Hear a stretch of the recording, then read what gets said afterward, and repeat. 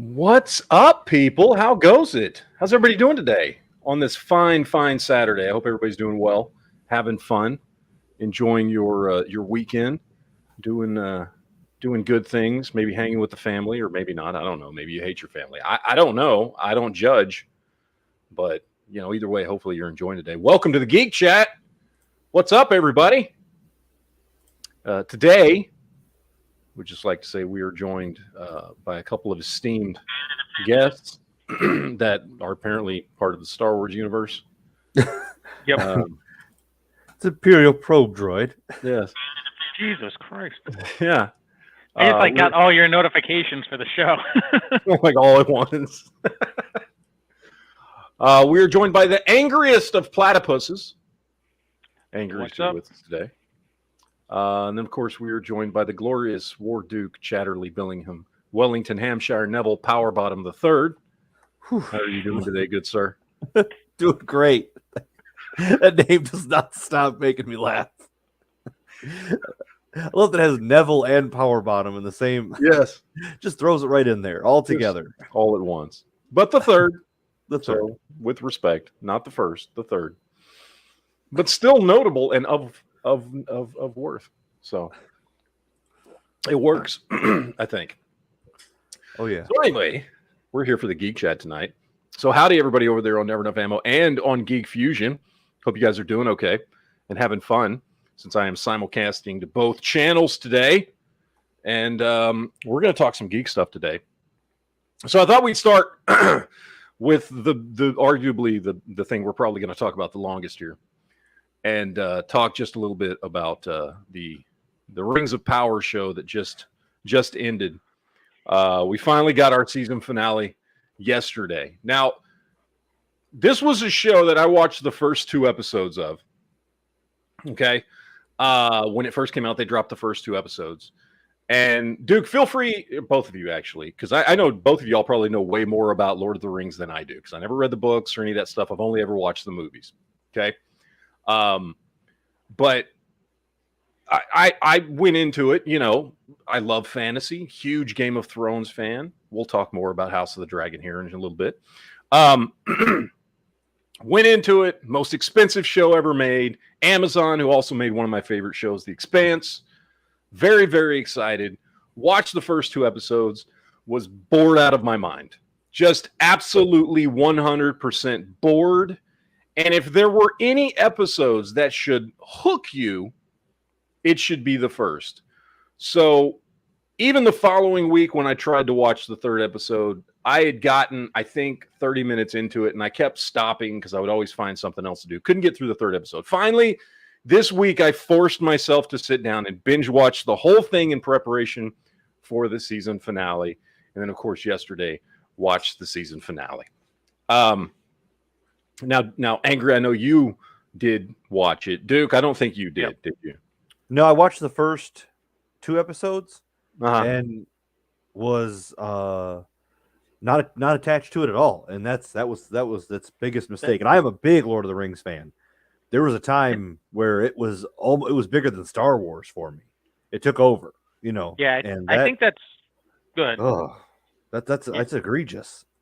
Yeah, I think that's what my issue was like those first couple episodes didn't draw. And I've been watching it week to week.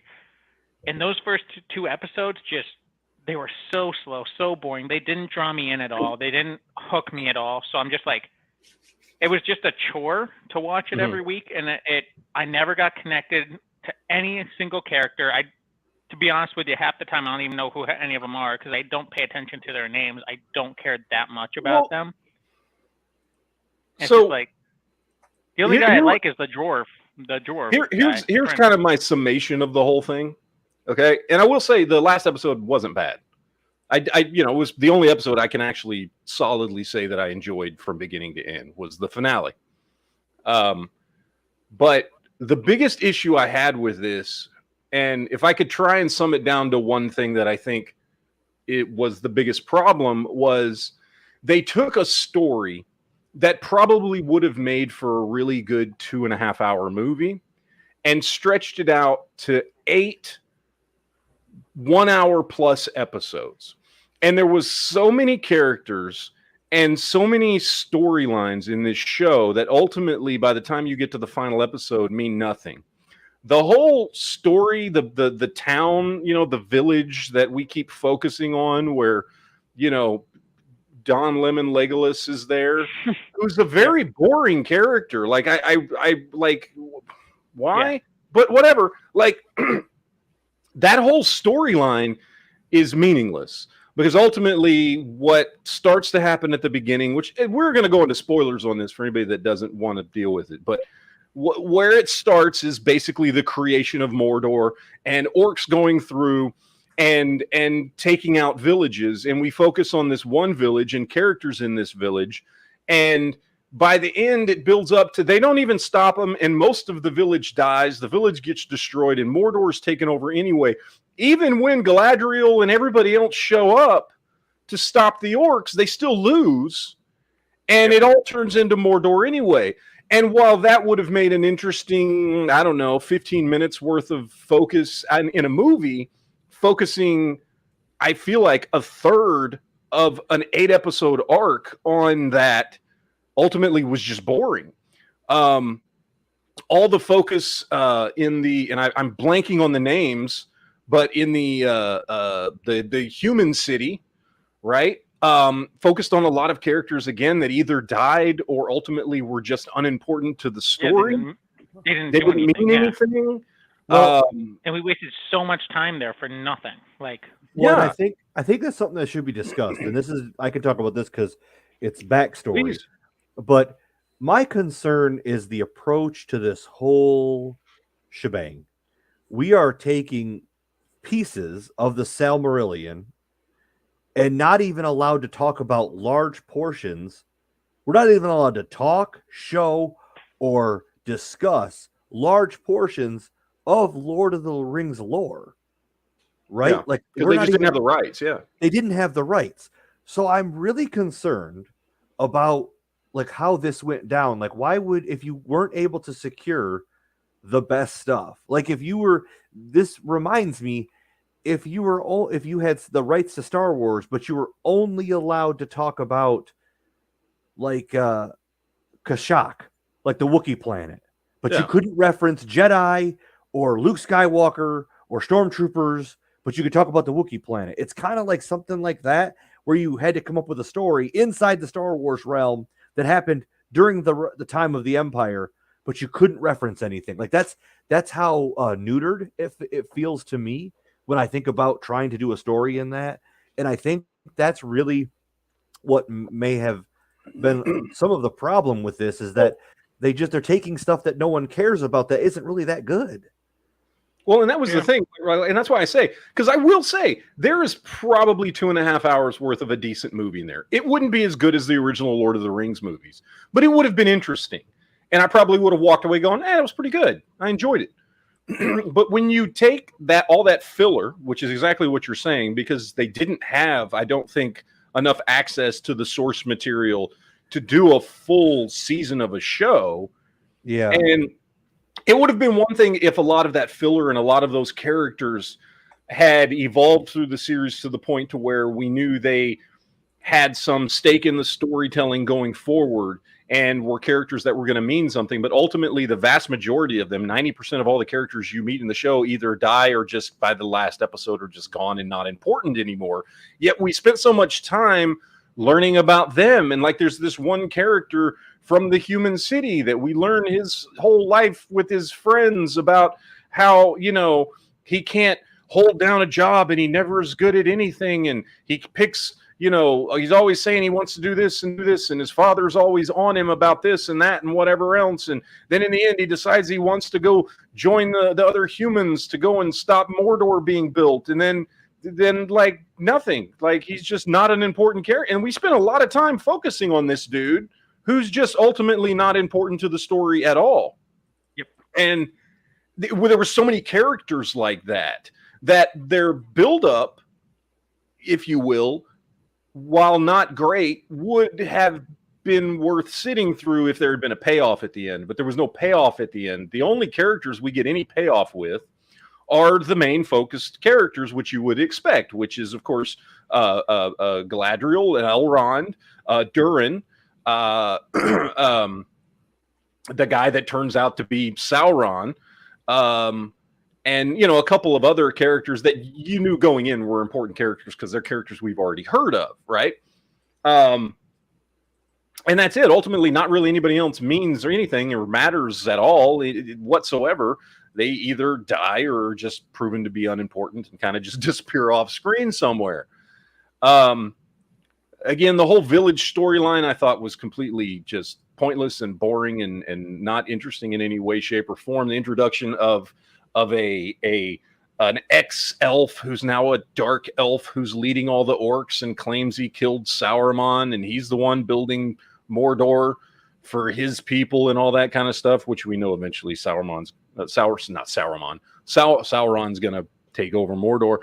Ultimately his character just was not interesting at all. There was really nothing about him. He was kind of a placeholder protagonist for the fact that we didn't have Sauron in this first season, and really only a protagonist to this one village that ultimately doesn't matter because the village gets destroyed and they all die anyway. Yeah. The only storyline, I'll be honest, that I found interesting at all, and it really didn't have much to do with the storyline itself, but it was just the characters I thought were really well done. Was Elrond, Durin, and Durin's wife. I thought were probably the three. That was the best part of that entire show. Yeah, they were the three standout characters. The relationship, the friendship between Elrond and Durin was great. Yeah. And Durin's wife was fucking hilarious. Every time she showed up on screen, there was good dialogue and things like that. And everything between. Yeah. I thought that's those the only characters part of the show I can actually like. Yeah, those three characters had good chemistry, good scenes, and even though ultimately the storyline was slow and drug out, it is ultimately important to the season finale. So it is an important storyline, but it wasn't particularly a fast-moving storyline or anything like that. It focused mostly on this friendship, but it was done well. It was good, and I enjoyed it. But the fact that they focused less on that than they did these people in the village that nobody cares about was very telling of the people who are in charge of this show. It's like, well, you actually had to, what it reminds me of? It reminds me of last week we talked about Werewolf by Night on Marvel, where we got this whole show that was fine, but it wasn't great at all. But then in the last 5 minutes, we get like this little scene between, Man-Thing and Werewolf by Night, with the character Ted and anyway, we get this scene that's fantastic, way better than the rest of the show, but it's like 5 minutes out of an hour-long show, and it's like, hey, this is what it could have been, but instead you gave us 55 minutes of this and 5 minutes of this, and that's kind of what I felt like with the Elrond and Durin storyline, was that like that was really the only storyline that was well done, and even the other storylines that ultimately proved to be good storylines that were interesting, even though they were drug out, like the storyline of Sauron and who he was, I thought ended very well. And I liked the last episode. Totally called the whole Gandalf thing in the first episode. I called that weeks ago when it came out. I know Honda was like, no, that's not Gandalf. I'm like, that's totally fucking Gandalf. And guess what? It's Gandalf. He looks like Gandalf. He acts kind of like... He falls out of the sky like Gandalf does in the books. And even though I haven't read the books, I know that much. And so, like, yeah, it was totally Gandalf. I love how they tried to, like, right at the end, oh, no, you're Sauron. It's like, no, he's not. No, he's not. He's Gandalf. So there was bits of goodness in this. And again, if you compacted it down to 2.5 hours and just focused on, an hour of that being the last episode, which again, I thought was the only decently done episode, large portions of it being the Elrond and Durin storyline, with some sprinkles of other things, throughout Galadriel and, some of the stuff that led up to the whole Sauron reveal, you would have had a really good movie, I think.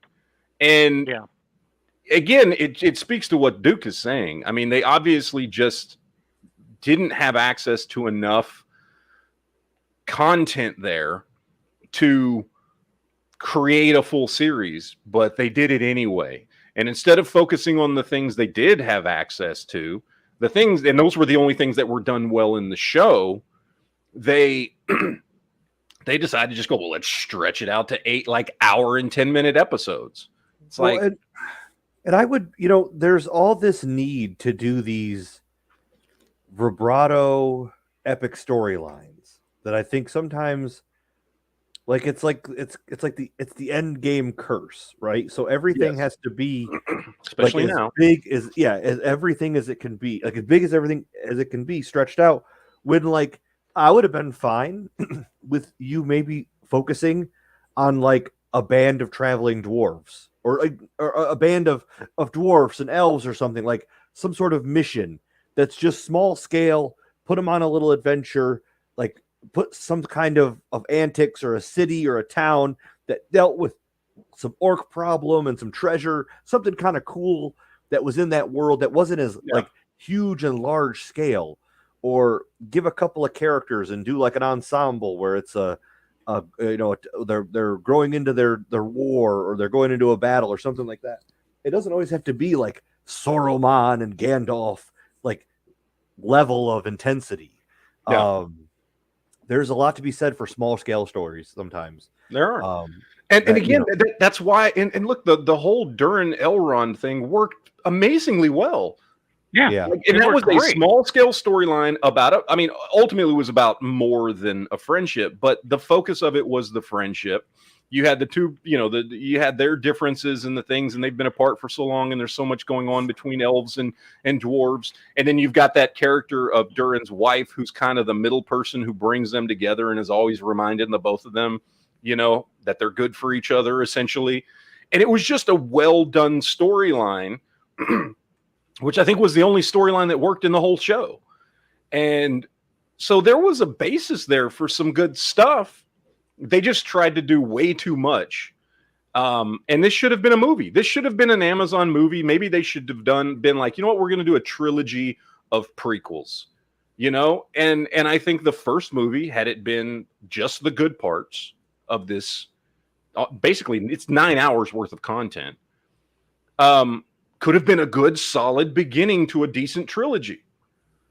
And I think that would have been fantastic. And again, I don't think it would have been as good as, the original Lord of the Rings movies, but, it still would have been good. I would have enjoyed it. So I'm trying to think of it from that point of view, but it's really hard to get past all the BS that was in this show that just made it so difficult to watch, like physically difficult. Like I would literally put it on and start like falling asleep. Or just get distracted and not care and go do something else, because there's just so much useless material here that ultimately by the end just means nothing. And that's an egregious thing. We're talking literally about Lord of the Rings. Like that should not happen. You should be gripped by the scenes, the scenery, the story, the everything about that should bleed out with characters. It should be captivating and just drawing you in. And they could have played off of Peter Jackson's work. I mean, not like copy it, but like the world's been created, whether you're going forward or back in time. The world's been created. Minas Tirith is there. Like in a sense, it's not created. Is it created yet? I don't know. Anyways, you would know better than me.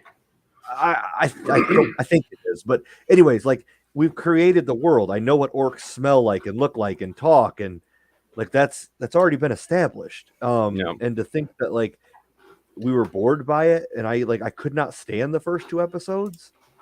They were bad. It was a shame. And even going as far as like the look of it, like their swords were weird, the armor was weird, and I'm big into that kind of stuff. And if I can't believe it and put myself in it, then I'm not there. And I think you're the biggest Lord of the Rings nerd that I know. I spent a lot of time in it, and that stuff is huge to me. And there's no excuse for it's like bad Star Wars. We shouldn't have to deal with it. Okay. Yes, I agree. There's plenty of people that have plenty of knowledge, and no, you shouldn't have these problems. And it's already got a green light for a second season. I don't know. Maybe they fix they'll hear what people griped about. They have to, right? Well, they've got to, right? Like it's been pretty public, the things people don't like about this. Well, it's pretty obvious. It's probably one of the things I've actually heard a lot. They do like greenlit for a second season.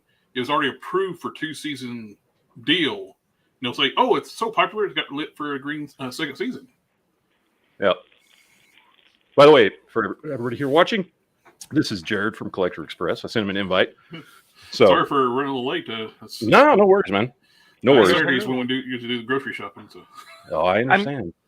I'm curious to see like what it actually is doing for them. Like, are people actually watching this? Like, because you hear mixed reviews online, but then there's people are watching. They guarantee people. I mean, I'm watching it. I watch. I've been watching the whole thing. You watch it. Like, people are watching it.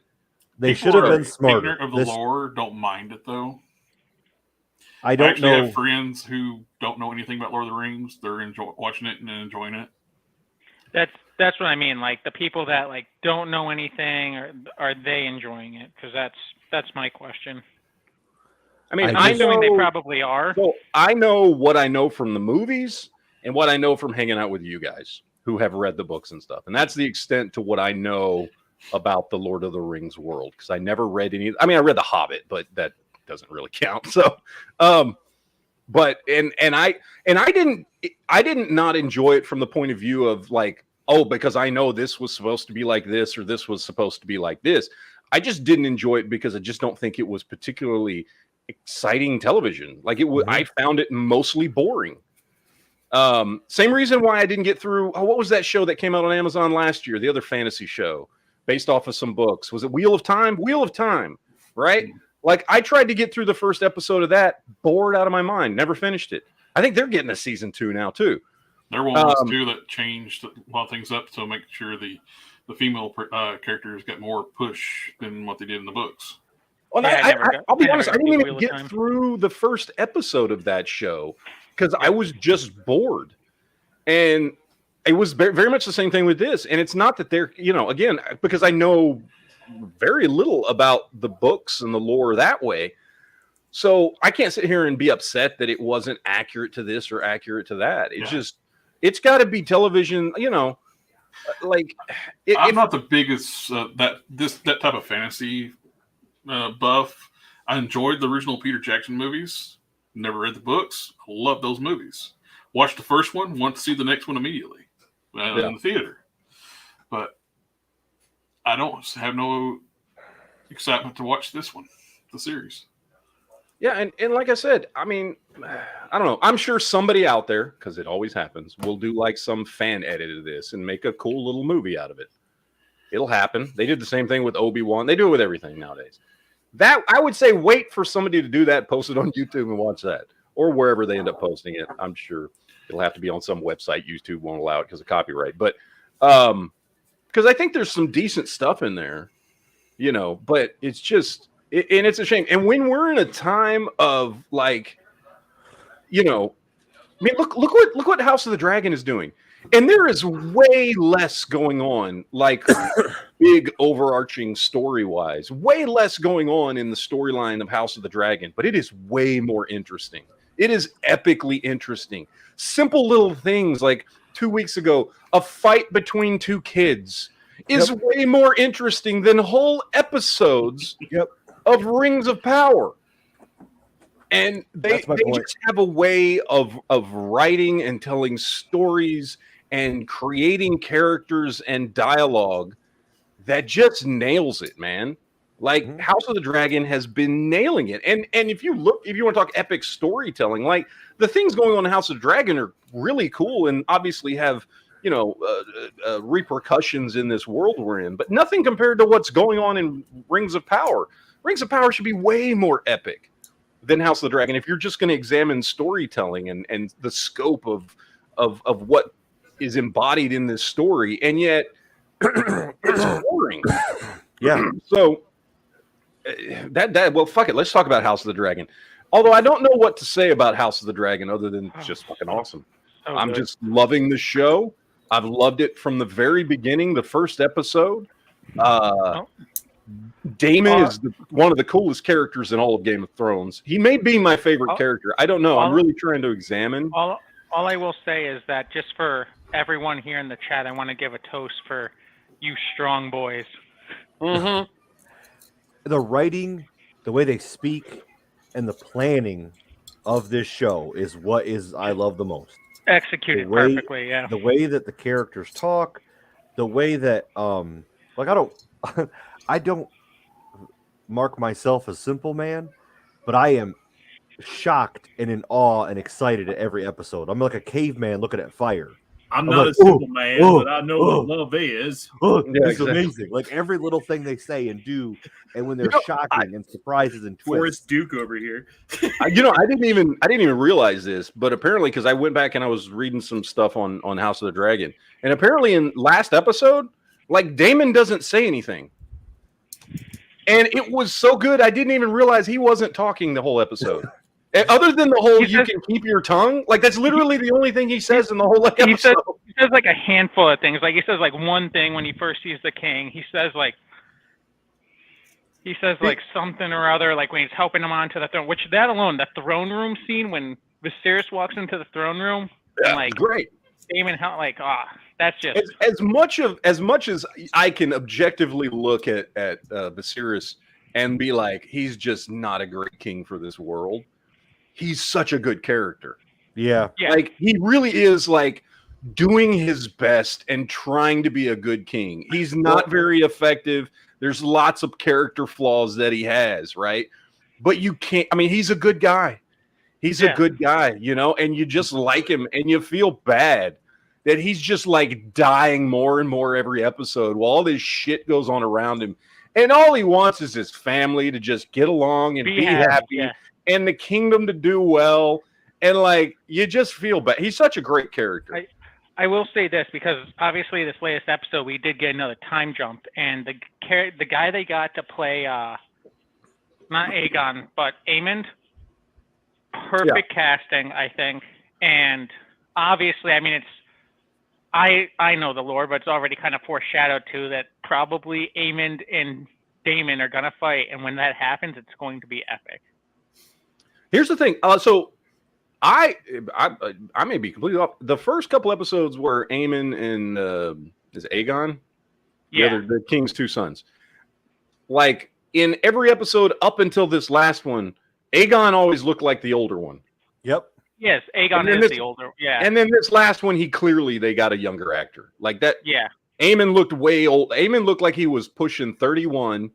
And the dude who was playing Aegon looked like, I don't know, 19. And I was like, what the fuck just happened here? But anyway. Yeah. I digress. I was just confused. I was confused for a second. So I'm like, wait, I thought. There's a couple of hiccups there. Because, like, I sent Duke one on Instagram that, because several episodes ago we saw that, like, the king didn't have, like, a left arm. And then you see him in this episode when he's, like, getting all, like, he's sitting up. His left arm's there. It's like, it grew back.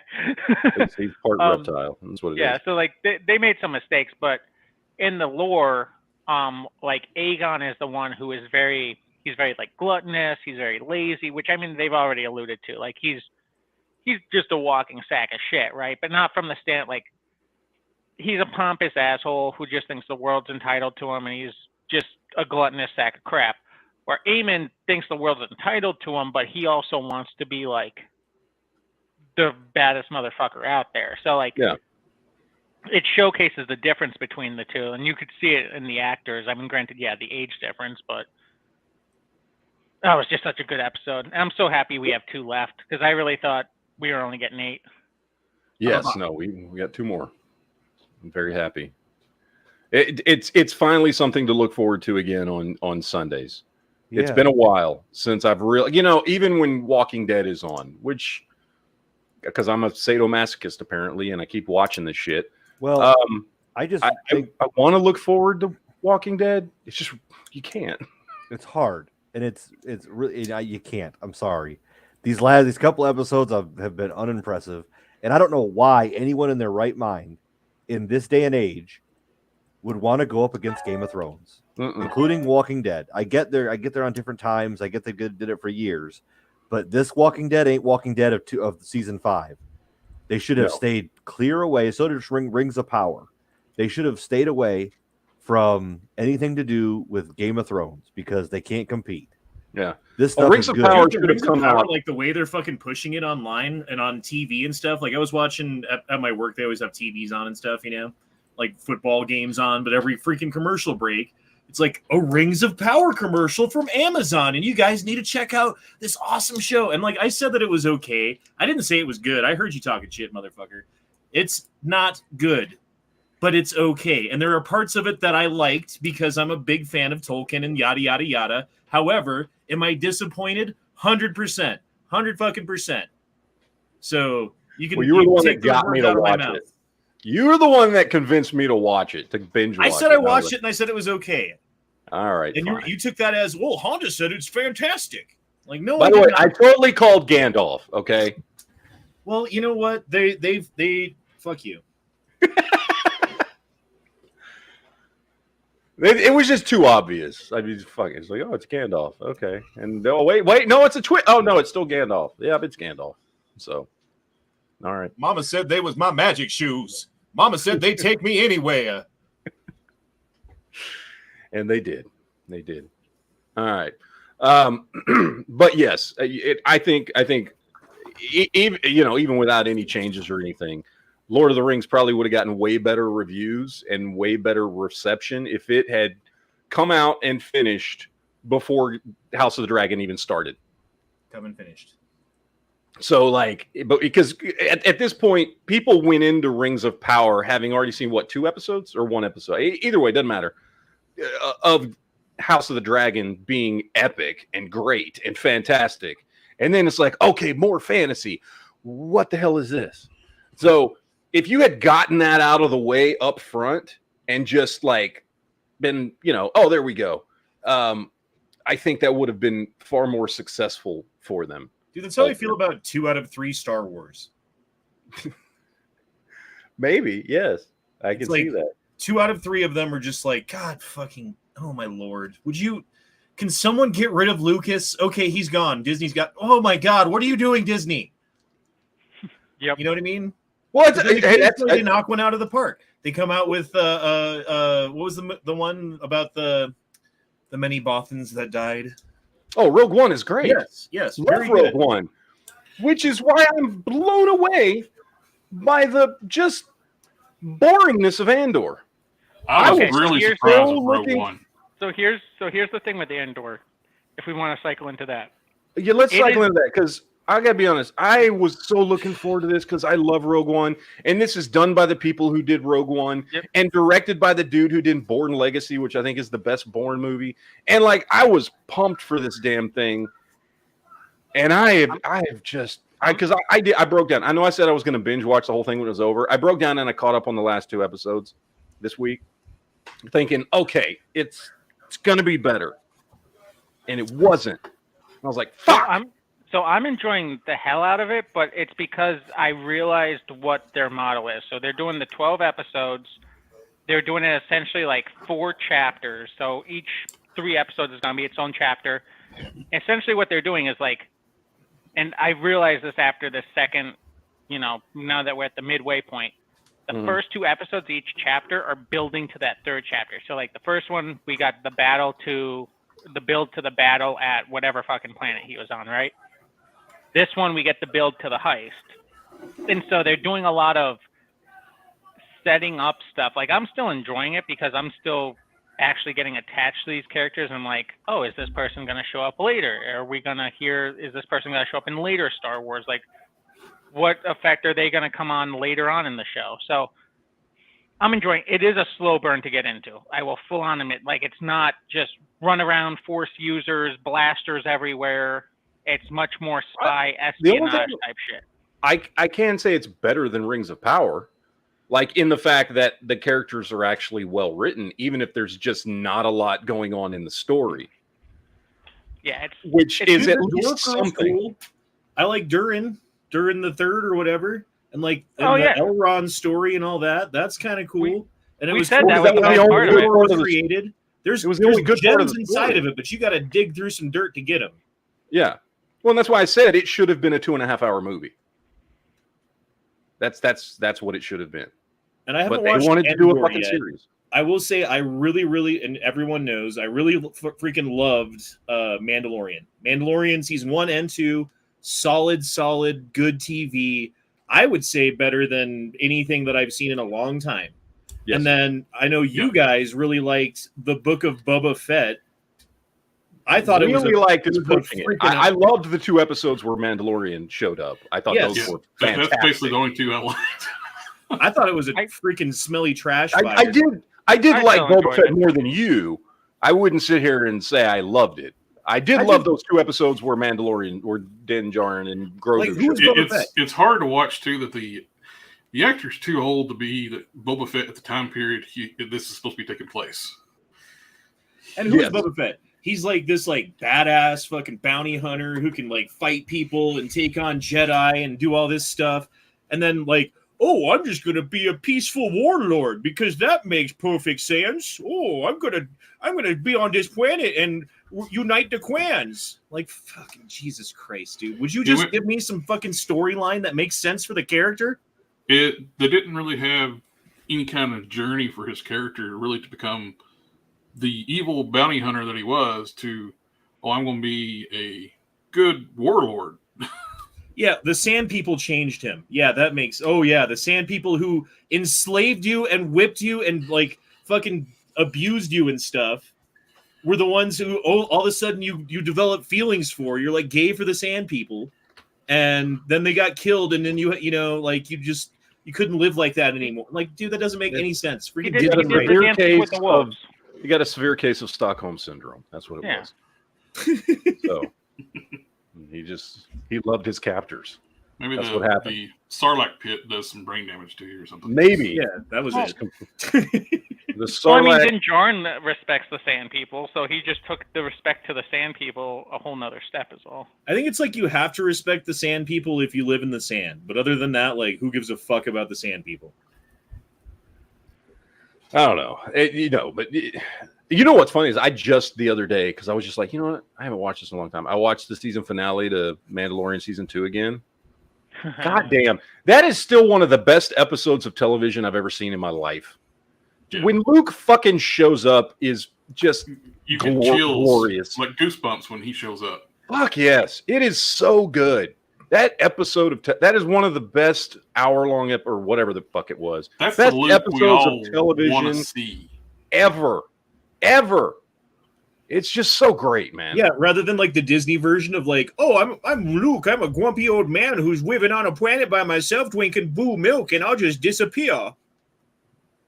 Well, as I've said many times, I've always maintained Luke's kind of a bitch. So. Yeah, well, fuck you and fuck that storyline. Luke should have come back like goddamn like Obi-Wan mixed with like Mace Windu, like flipping and kicking and doing cool stuff and like teaching little Jedi and being a badass. And then there should have been like some big bad who was going to come for everybody. And if he didn't stop him and he had to train up like Rey or whatever, Rey, the freaking god of fucking everything having to do with Jedi, even though she never received any training at all because she's just like this magic person who can do anything she fucking wants. Stupid writing. It's got as many layers as a fucking potato.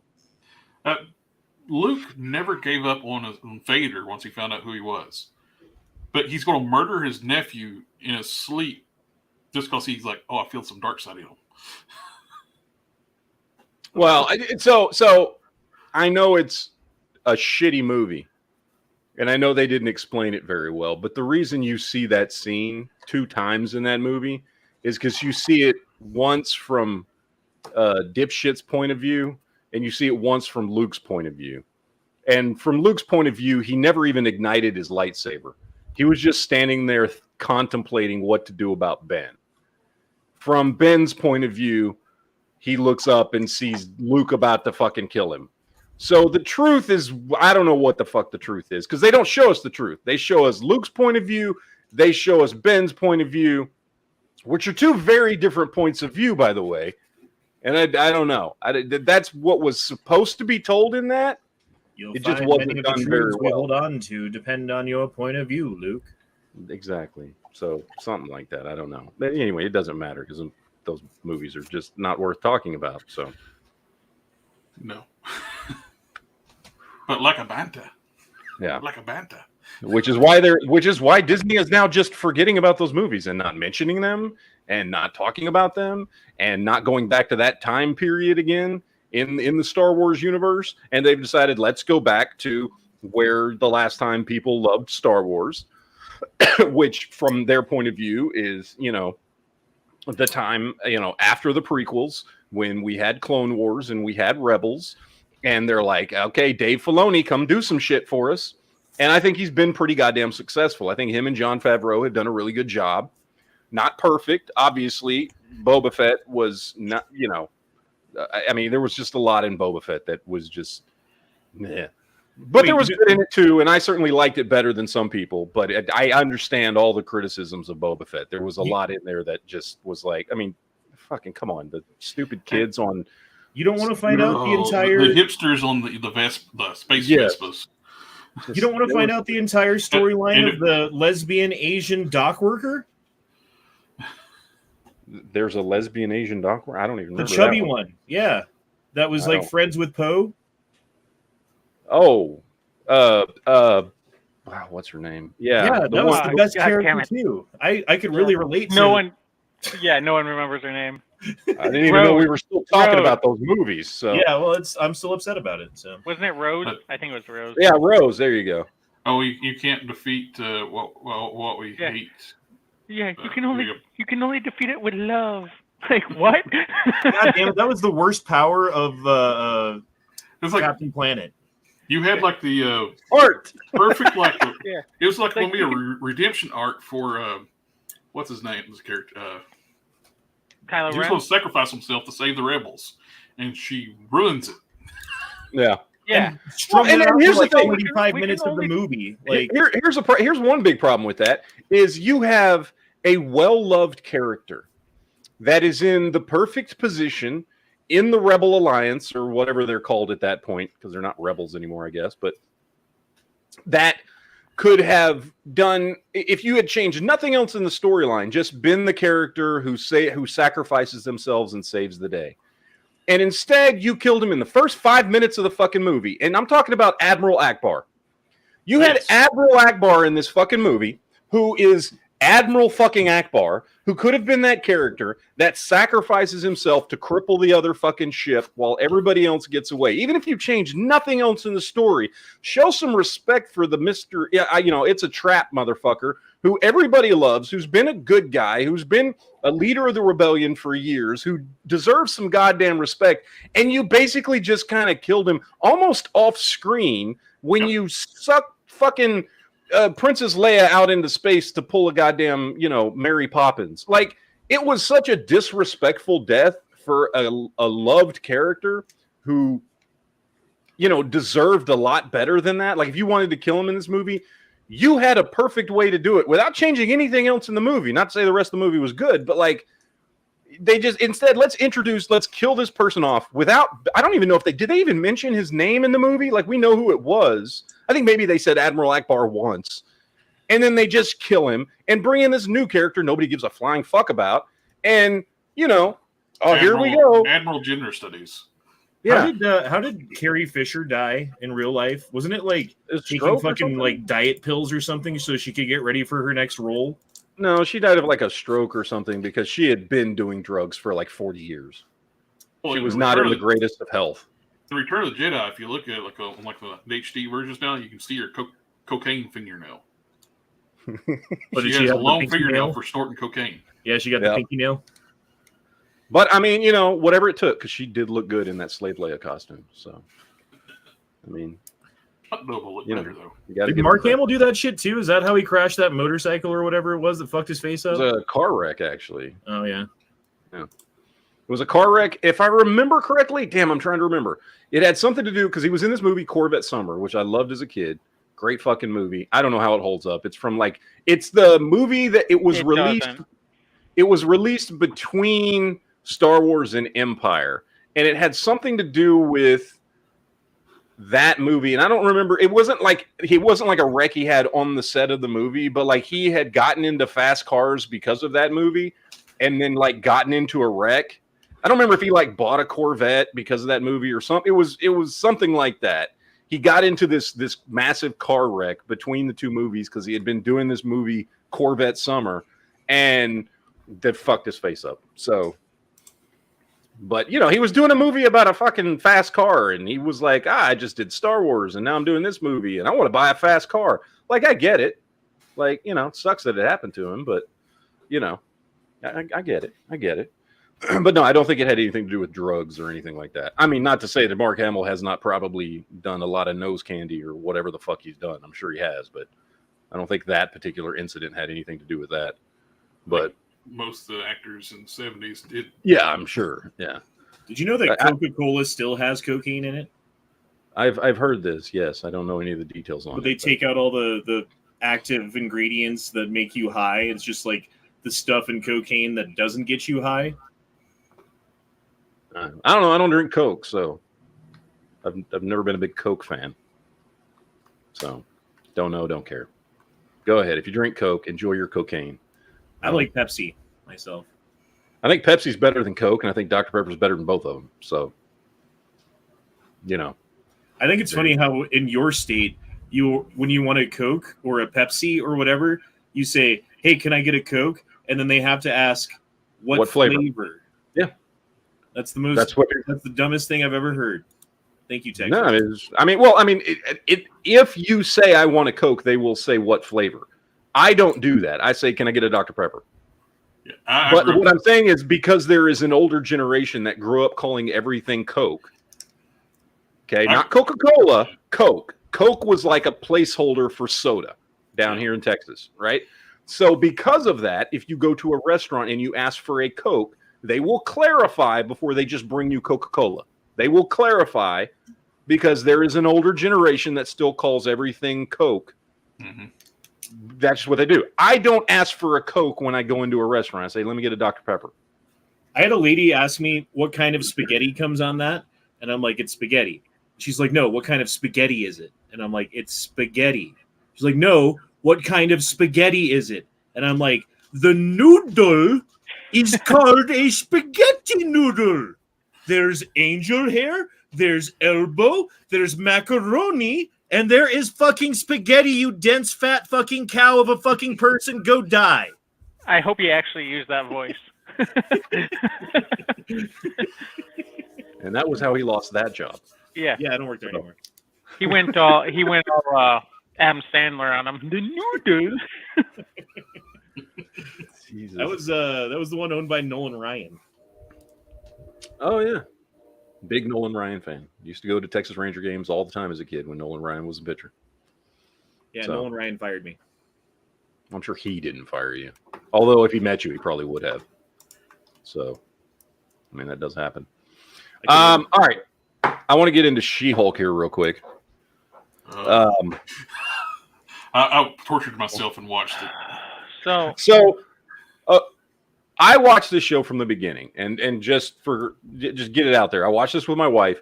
My wife loved it from the very beginning because it is a show geared towards women. I'm fine with that. Don't give a shit. Just like Miss Marvel was geared towards kids, towards the Disney crowd of like preteens and teenagers. That was their show. They made it for them. I'm cool with that. This show was made for women. I'm cool with that. I don't care. It was not geared towards 45-year-old dudes like me. So I was not really expecting much. Okay. So I watched this show and it was very slow going for me. I did eventually get into it around the time of the Madison and Wongers episode because that shit was fucking hilarious. And I thought it was okay. And I was actually enjoying it until the season finale, to the point that even my wife was like, "That fucking sucked." And she fucking loved this show. Oh, a similar situation. I take care of my elderly cousin, female cousin, and she loved the show until the finale. Yeah. She thought the finale was garbage. This was like the number one show other than House of Dragon my wife was looking forward to every week. And she fucking loved every second of every episode until the finale. And she was like, "What the fuck was that? Yep. That sucked." I know what they were going for in the finale, but it was so poorly executed. Like, it was just... I get it. It was just too much fourth wall breaking to the point that it broke the story. Yep. And you had no conclusion to the story with there was no conclusion to the fucking story. It just ended. It's just like, "Oh, it's over now. Yay." And I guess we're left to assume the one dude was I don't know, man. There was so much left up. And then when they're like, "Okay, well, let's change this, and this," and then they don't actually show the changes. They just skip to after And it's like, oh, did all that change, or like where are we at? Because all the characters are acting like maybe all that stuff could have still happened. Like it was just very poorly done. And again, for a show that I had kind of had to grow into, like that doesn't cut it. Like you should have given me a fucking phenomenal season finale. And the fact that they introduced Scar as a fucking throwaway, for anybody that knows the comics, Hulk's son Scar is a significant fucking character with significant implications on a lot of other shit. Mm-hmm. And he's just like a throwaway fucking character at the end. Does he even, I don't even think he even says anything in like the 5 seconds of fucking screen time he has. Not a peep. And it's just like, what? That's how we introduce Scar? And like, what was with his look? Yeah, he looked dumb. He looked like some sort of freaking Buddhist monk or something, and that is not how he's supposed to look like at all. A green Conan. Yeah. Weren't the majority, if not all, of the writers for She-Hulk women? And didn't they admit to not ever read? They never read any of the comics. They don't know any of the storyline, and they're just we'll just wing it. I was watching Sargon of Akkad and Rakita Law and some other dude talk about this shit, and they were just fucking hosing the show, bro. Hosing it. Because like the whole storyline is like, I'm She-Hulk. I'm making a bunch of money. Oh, I got fired. I'm instantly broke because I don't know how to handle money. I know what I'll do. I'll just fuck Daredevil because I like to fuck. Like, Jesus Christ, could you make a fucking... I mean, I know like She-Hulk fucks people in the comics. I get it. Right, fine, but like maybe you could like have some dynamic character development. Maybe you could have like an overarching story that develops into something. Maybe you could like, I don't know, pay some sort of homage to the actual comics that were written years before you were born. You dumb fucking. Sorry, that's the thing. Like that. I mean, that's going into the show. I didn't care about. Like I was entertained by several of the episodes, but it didn't really connect to anything in the universe. Like it had no lasting impact on any aspect of the universe. Unlike the other shows that have come out where everything that's happened, it's like, okay, I could see where that aspect of the show might come up in a future movie. Nothing here in She-Hulk I feel is going to pertain to anything. Like the impact in the universe though, they've established there's been superheroes before Captain America, everything. Mr. Immortal's been around for hundreds of years and nobody knew about him. Even though they made him a joke, but... Yeah, they established, like, there's been superheroes and people with powers around, but, like, I don't know, they just went around and changed their identity all the time so that nobody knew they were there or something. But I don't know, man. Like, look, I from the beginning kind of was watching this as a throwaway show that might be entertaining. And up until the last episode, I basically got what I expected from it. And I was okay with that. I was like, whatever. But, first of all, next to the last episode, they introduced Daredevil. And Daredevil was great in that episode. He really was. He was good. Like, he turned out to be like the guy that was teaching her like how to be a superhero and how to do things the right way. Because she basically fucked up that whole episode. And there he was, like, as an experienced superhero, giving her advice and helping her out. And then he got to sleep with She-Hulk. So good for him. You know what I mean? Like, that was cool, and he was great in that. Then they bring him back for the final episode as just like a pathetic character for 5 minutes of the last episode. And that sucked. They put in Scar as a throwaway. That sucks because he's a way more important character than that. Like, the finale just did so much damage, I think. The comics threw away Scar, too, so... Well, they did, but they at least gave him some time first. Yeah. They didn't literally like, oh, here you go, and immediately throw him in the trash can. Okay, so the director of every single episode is a woman, and the writer of every single episode except for one is a woman. And that's episode 7, The Retreat, where Walter goes on several dates with the one that you were just talking about. That you're like, yeah, that part was good. I mean, I don't give a shit if it was a woman that wrote it. It's just the aspect of just the people that they got to write it. I will have to agree. The Wong and what's her Madison with Madison, but it's not spelled the way you think it is. Yeah. I love that. I would like a scenes. show of just them. Give me a Madison and Wonger show I'm down because that episode was great. That was by far the best episode of the whole series That would be hilarious. and was It was written legitimately by our man. entertaining. So I loved it. I had to make a deal with a I liked devil, the first episode but- until she started yelling, belittling Bruce. Bruce? That, I know how to control my anger because I do it infinitely more than you. Yeah. Bruce is the Hulk because he has severe psychological trauma from his childhood. Yeah. His father was a murderous asshole. Yeah, and he was, hunted down by the combined power of the U.S. military for, a decade and a half and all this stuff. But His he father doesn't murdered his understand mother what it's first. like to keep his anger under control. Yeah, Yeah. because yeah. The Hulk was actually a mental protection in his psyche when he was a child. It just manifested when he got his powers. Yeah. Honda, I'll let you handle that super chat. That's Honda's decision. Not on my server, buddy. All right, and then we got this one here. I'm just excited for X-Men stories. I actually heard there was this rumor going around, and all I've heard from everybody is this is not confirmed, but it is a quote-unquote leak that Marvel plans to do several one-hour specials featuring different X-Men to introduce some of the major X-Men characters one at a time before they end up in a movie. Now, this could be really good or really bad. Agreed. This could be great. This could be a great way to introduce these characters if it is done properly. And I would be completely on board and down for this. And I get why they would go this route instead of just throwing them into a movie based on, just the whole Fox thing and 18 years of movies and all that kind of stuff. Makes perfect sense to They bring can them do in it like one an at a time. anthology series with each character. Yeah. When does that come out, or has it already? The X-Men stuff? Yeah, the X-Men cartoon, continuation. Oh, that doesn't come out till next year, right? X-Men Oh, 97? man. I think that's next year. Oh man.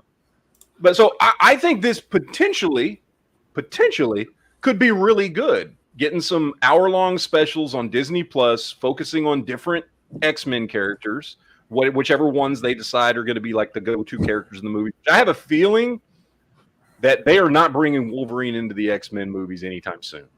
And I completely understand and agree with that. Wolverine is cemented in the minds of too many people as Hugh Jackman. I think, and they would not be putting Wolverine in a Deadpool movie without Disney's blessing at this point, which tells me they don't have any intentions of focusing on Wolverine anytime soon.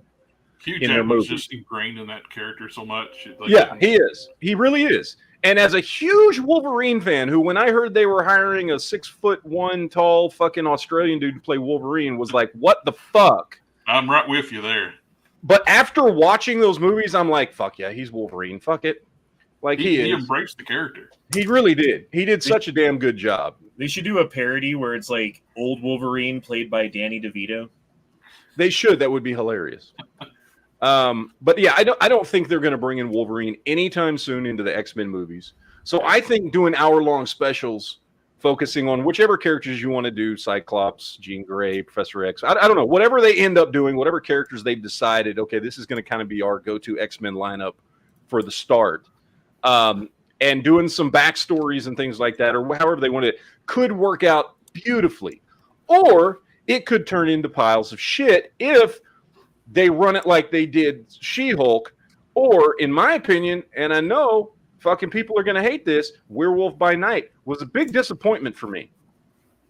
I was not a fan of that show. I thought it was just, I felt, I talked about this extensively last week, Duke, when you weren't here, but. Here we go. Here we go. Just like you haven't been here for parts of tonight's show, but I guess. Hey, had to take care of something real quick, dude. What? Okay. Is that like the most of the show was fine, but certainly not anything spectacular or anything I really cared about up until like the last 10 minutes of the show, where you got some really cool fighting, and then you get this wonderful 5 minutes of Man-Thing and Werewolf by Night in this almost kind of like buddy cop thing that was fantastic. Like, I loved that last 5 minutes. And they showed us, hey, this is the show we could have given you between these two great characters that have this great chemistry on screen together and this great back and forth. But instead, we gave you our take on a 1968 Vincent Price movie, and we didn't do a very good job of it. And it was it felt like a slap in the face to me of like, here's what we could have given you, but we said, nah, fuck you. We'll give you this over here because somebody just got it, some creative bug up their ass that they wanted to, do some old 60s horror movie. And we gave you this 5 minutes, and that's what Werewolf by Night felt like to me. I agree that last of it was the best of the show. Oh, the last was great. The CG on the Man Thing is better than the entire run of the CG of She-Hulk. Yes, Man Thing was fantastic, and I loved. He looked real. He looked. She-Hulk looks like a game sprite. Yeah, Man Thing looked amazing. The werewolf looked great. I know he wasn't on screen as much. Honestly, for it being named after him, we got to see Man Thing clearer than we ever got to see the werewolf. But either way, they looked great, and their chemistry, the two of those characters, was fantastic. And it was honestly the only part of the show that I enjoyed. And I was disappointed too. The only thing I know it was black and white. They were wanting to do that. The Bloodstone glue red. They should have done it like Frank Miller, like the Sin City. Yeah, anything red should be red. Yes, I agree. Like her jacket and all that kind of stuff. And that would have looked fantastic. Just it would have looked great. But Man Thing's eyes should have been red. Yeah, like that kind of stuff. It would have been great visually. Did they do a black and white? Is that what they did? Yeah, Werewolf by Night's in all black and white up until the very end. I think it goes to just the very end. It goes to color. What did you think? Down with at the end, that's when the color hits. Yeah, her jacket turns red, then you get all the color in the scene. Yeah, but visually, it would have been just stunning if they put the red in. Yeah, and that's unfortunately what I fear would happen if they do these 1 hour specials. And I'm not saying it's a guarantee, but like at this point, Disney Plus has been, I don't know. I don't want to say hit or miss because I have enjoyed most of the Marvel and Star Wars stuff that Disney Plus has put out. Not all of it. And when they've missed, in my opinion, they've missed big. But I would say, in general, Mandalorian season 1 and 2 was great. Loved Loki. Loki is fantastic. Hawkeye was fantastic. I really liked WandaVision, even though I know some people didn't. To me, the misses were Falcon and Winter Soldier was just. There was a couple of key things that were introduced that I really liked. Like I like John Walker. I like the introduction of the beginnings of the Thunderbolts. But overall, I did not like the show. I really did like Moon Knight, although it was a bit slow and a little slow to build and that kind of thing. I still overall liked it. Miss Marvel was made for kids. She-Hulk was made for women and then ruined in the end. And again, I don't care who it's made for, but at least keep it good and consistent the whole time. Werewolf by Night was a miss for me. Boba Fett was, I mean, it had good parts that I really did like, but then it had parts that weren't great. I thought the backstory, Bad Batch was eh. I thought the backstory to Boba Fett was great. I didn't like the continuation. I disagree with some of the moves. I liked the Tusken Raider stuff was awesome, but the stuff that was after that, like the whole storyline and him, like that was I didn't like. So for me, Boba Fett, like the Tusken Raider stuff was good. I thought it was cool getting the first time we've ever really gotten into any of the Tusken Raider. They've always just been kind of this random bad guy that's thrown out there, right? And we don't know much about them. But like it could have been done in one episode. It didn't need to be dragged out. I think 4 episodes or something like that. Absolutely agree on that. They drug that way too long. Yeah, like Boba Fett should have been like maybe a 4-episode run. If you took out the Mandalorian stuff, because Mandalorian was just Mandalorian 2.5. That's all it was. That was not Boba Fett. Those 2 episodes were not Boba Fett episodes. But they were great. Well, the first one with Mando shows up. The entire episode's Mando. Yeah, it's all Mando, which again I'm fine with because it was great. So, but then even like one of the best things that I have seen on Disney Plus since they've started dropping original content. Fucking Clone Wars Season 7 was fucking great. Like, I loved Clone Wars Season 7. Especially those last 4 episodes could have been a fucking movie. The only thing that was weak on those last Clone Wars was the introduction of those 2 sisters. Yes. That was supposed to be a guy, and it was supposed to be a love interest that spurned Ahsoka. Yeah, it was. Overall, and that's where I'm iffy on Disney Plus content, right? Like they've done some really cool stuff that I've really fucking enjoyed, and then when they fuck up big, Yeah. and that's why I think like the idea of this X-Men thing could be great. I would love some 1 hour specials on some focused characters. Now, out there in the chat, Siberian Saint says, "I need Gambit." And I get that. That would be cool to actually bring Gambit in a good, solid way. I would love to have Gambit. Gambit was always one of my favorite X-Men characters. God, I wish I still had. I used to have 3 different copies of his first appearance. I don't know how much that shit's worth now, but damn, I still kick myself in the ass for getting rid of my comic book collection back in the 90s. But like, I would love to have it and done well because I think he is a very complex character. What movie did we see him in? We saw him in like X-Men Origins. He was in X-Men Origins, Wolverine, and that guy was. I mean, look, it was okay for the movie, right? Like we got like a snippet of this one little sliver of Gambit in this one particular time in his life. There was no backstory or anything there. He was just like a character that shows up with Gambit's powers. I did think, what's that guy's name? Taylor something or other. I can't remember his name. He's a guy from Battleship.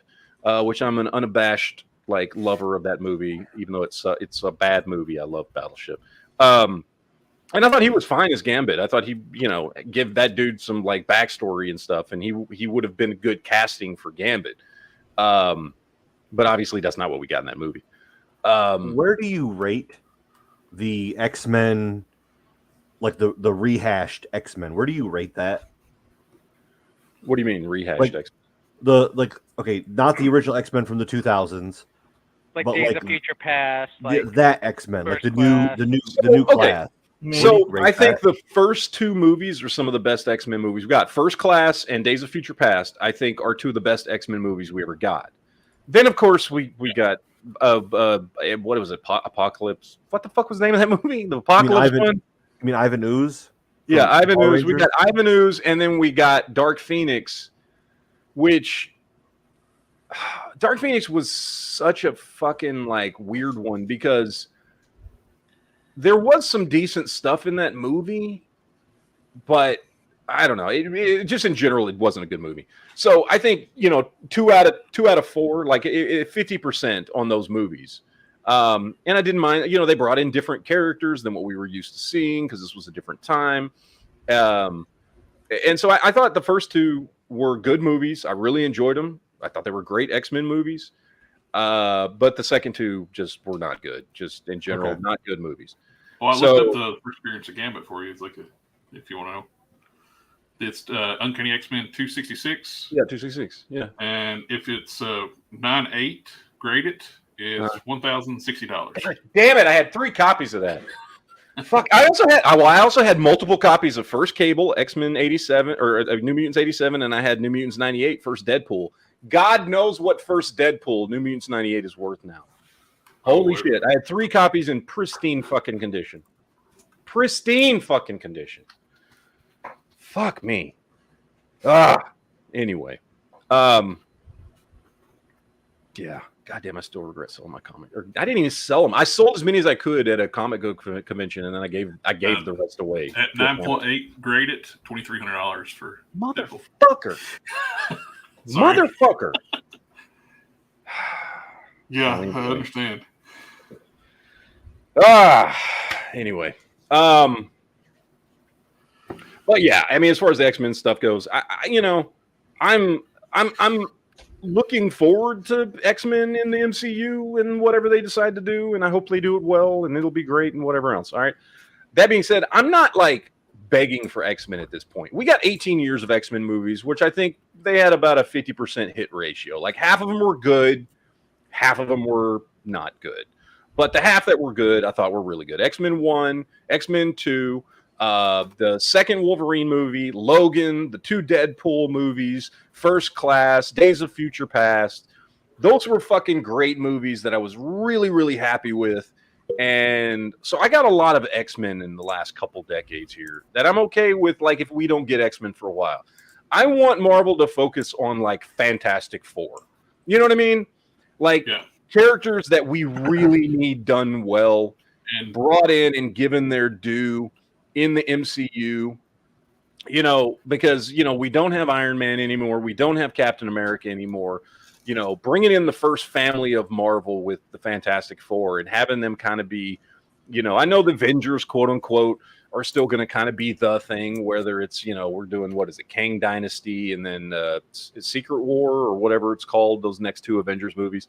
But the Fantastic Four really need to kind of take the lead on kind of the being the head of Marvel movies going forward, because I'm sorry, they're just not really. There's just not. I mean, Thor's great. I love Thor. I even like that last movie. I know a lot of people gave it hate, and it was nowhere near as good as Ragnarok in any way, shape, or form. But I still enjoyed it. It was a fun, trip to the movies or whatever. And, I liked it. There's a lot wrong with it, and I can sit here and analyze it and pick it apart and do all this shit and talk about how there's several things that were just done poorly and all that kind of stuff. But I still had fun when I went to go to the movies to see it. So and the villain was great. That one.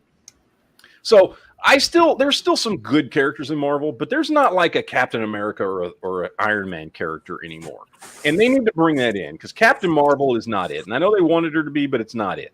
Sorry, but Black Panther is just not going to be a thing anymore because, he's gone and they just don't seem willing to replace him with another actor. Even though it was like his wish to do so because he wanted the character's legacy to live on. Yeah, the character is more important than the actor, in my opinion. I think T'Challa should have been recast, and maybe they still will. There's rumors, quote unquote, that what they're doing in Wakanda Forever, eventually they will bring back T'Challa. So there are rumors in Marvel. They just didn't want to do it yet, so they wanted to tell another Wakanda story in the meantime before they decided to bring back T'Challa, because it's comic books. There's 100 ways to bring back T'Challa. So maybe they still will. And I certainly think that T'Challa could be like a figurehead in Marvel. Absolutely, hands down. He's a fantastic character. He could easily be, like the leader of the Avengers or whatever. I don't see Doctor Strange being it. No, I don't see Doctor Strange is a great secondary character, but he's not Avengers. Yeah. But Fantastic Four are that top tier leaders that could be the figureheads going forward for Marvel, and I think they should be. And so before we get into X-Men and stuff full blown, I want to see some of these other characters given their due. So I'm hoping that's what they will need, not to screw up Doom. Yeah, they keep doing it. Apparently he's going to be introduced in Wakanda Forever. So that's the rumors that have not stopped. That Victor anyway. I don't think full blown Doctor Doom will be introduced, but Victor Von Doom supposedly is going to be introduced. Probably just be a cameo. Probably be something small, but those are the rumors, and I'm looking forward to it. Doom is, I would say, arguably the greatest Marvel villain of all time. He's been everybody's enemy. He's a universal threat when he wants to be. So they've got to do him right, man, because he's a big bad and a good one, done well too, because a lot of times he's a sympathetic bad guy, and a kind of a likable bad guy. He's up there as far as with Magneto, you know what I mean? He's much more in depth too, and power sets too, than people actually even realize. He's not just a Iron Man knockoff. He's on par with Doctor Strange with mystic abilities. Yeah, because he spent his life studying both technology and the mystical stuff, and he's actually thousands of years old because he went back in time and he come back to the present the hard way. Yeah, and at one point, and I know this was a more recent. I say recent. It was about 10 years ago. When he rebuilt the Marvel universe when it got destroyed. So he's saved reality. Granted, he did it with the help of Doctor Strange, but it was him, So he's a good character that really we need some good focus on him. And so who's another bad guy that you'd like to see more of? And I will answer this first. Go. Omega Red. Omega Red was great. He took on all of the X-Men single-handedly, beat every single one of them. And it was only when Magneto and everybody else got involved with it too that he was able to and they couldn't even kill him or anything. They just had to imprison him again. I would love to see Apocalypse done right, but I don't think we're going to get that anytime soon because people No. still Yeah, remember they- that last movie. Butchered Apocalypse in that last movie. Oh yeah. Yeah. You can't do Apocalypse and have somebody in a ooze suit. No, you cannot. It does not work. And look, I like that actor. I'm blanking on his name right now. Moon Knight. We're not going to mention he was in Star Wars. I like Oscar Isaac. I like Oscar Isaac. I think he's a great actor. That fucking sucked. That was horrible. So, yeah, I would love to see, because he's one of those ones out there. But I say in exchange of that, since you can't really bring in Apocalypse right now, you can bring in Mr. Sinister. And he's kind of a gateway drug to Apocalypse in some ways. And I think he would, I think he could be a big bad for a while. And I think that would work. And he employs a bunch of evil mutant henchmen too. Yeah. And another one I would say, but we're already getting, which is High Evolutionary. We'll see. We're just supposed to get that in Guardians of the Galaxy 3. We'll see how that plays out. I don't know. High Evolutionary is another big bad guy that I would love to see. So I hope he's done right in that movie and not made a joke. So there's a properly few. done. Properly done. The Kree would be good, but They kind of already fucked that one up. But I know that's what they messed it up with Agents of Shield. And, yeah. Dustin Butts out in the chat says, who do you think should play Gambit? A tough one. I don't know, man. So I know there was that rumor that Channing Tatum was going to play Gambit, and that's just a horrible fucking choice. Like, Channing Tatum, Yeah. Tatum is No. I remember when I first heard it, I was like, hell no. Do you remember the rumors that it was going to be Zach Morris for Gambit for years? Really? No, I don't remember that. Yeah, in the early 2000s, there was rumors that that he was going to be the one that played Gambit. His name Mark something. Yeah, right? whatever his name is. Whatever the fuck his name is. Yeah. I don't remember that. He'd do a better job than fucking Channing Tatum would, though. That's for fucking sure. Well, he's not. But no, that's not a good choice. I mean, I don't know. with Guardians of the Galaxy, they could use it for excuse to introduce a little bit of the Shi'ar Empire. They could, yeah. I mean, and maybe they will. I don't know. I mean, I've heard this is the last Guardians of the Galaxy movie, though. Of course, we'll see how that actually plays out. But supposedly, that's the thing. This is the last because one. I always liked the Guardians of the Galaxy because it was Marvel, but it didn't take itself too serious. Yes. Oh, the first two movies are fantastic. They're some of the best Marvel movies that we've gotten. The problem is, though, they try to put that in all the Marvel movies going forward, and I don't want comedy in all of them. No, it works well in Guardians of the Galaxy. It works well, but not in everything else. I just thought about this to play Gambit, and the only reason this popped up was because I was rewatching the 9th Fast and Furious movie today while I was doing shit. What about Lucas Black? He was like the main character from Tokyo Drift. Lucas Black. Wait. Yeah. I know who you're talking about. Yeah, he's too old now, though, dude. That dude's like 45 or some shit. Is he? Yeah, he's like my age. He's like does like the NCIS Louisiana or something like that. Yeah, I think like a lot of the cast, depending on when they decide to do the whole X-Men thing. I mean, obviously there's lots of differences, and some characters are gonna be older than others. But I feel like Gambit should be like maybe around 30. So he should be a little older than the students, but he shouldn't be as old as like Cyclops and Jean Grey and that kind of stuff. You know what I mean? Like maybe if Cyclops and Jean Grey and all of them have been around for a while and are established, and they're all like, I don't know, around 40, and then there's newer students that are in their teens, maybe even early 20s. Gambit should be like right there in the middle. You know what I mean? He should be around 30. So Lucas Black was the little kid from Sling Blade too. Oh shit, he wasn't he? Yeah. I forgot about that. Hit him so hard. He's just a boy. Yeah, I forgot about that. I haven't watched that movie in forever. So I think you're right, Matt, to a point about like calming down on the X-Men, but I think I would disagree fundamentally, knowing that the current Marvel lineup cannot carry Marvel like the old regime did. And I think that they need to start getting things out, or they will lose momentum that they won't be able to regain. Well, there's two sides of that, because right now I think they're putting out too much. I think Marvel is doing too much right now, and I'm okay with some stuff on Disney Plus as kind of like a backup. Like if you want to take characters like Loki, Great idea, Loki TV show. He's not going to be in the movies probably for a while. If he ever does show back up in the movies again, let's give him a series that not only works well for him, but also establishes things like Kang, going forward, who's going to show up in the movies. I'm great with that. But then we're just getting so much stuff. And I know they're trying to play catch up because of COVID. And I know there's so many stories to tell, and they're trying, but I feel like what they're doing is they're like, okay, Iron Man and Captain America are gone. Let's shotgun a bunch of shit and see what sticks. And while sure, when you do that, you're going to get some gems that people are going to like you're also going to have a whole bunch of crap that dilutes your brand. And I think that's what's happening now is their brand is getting diluted.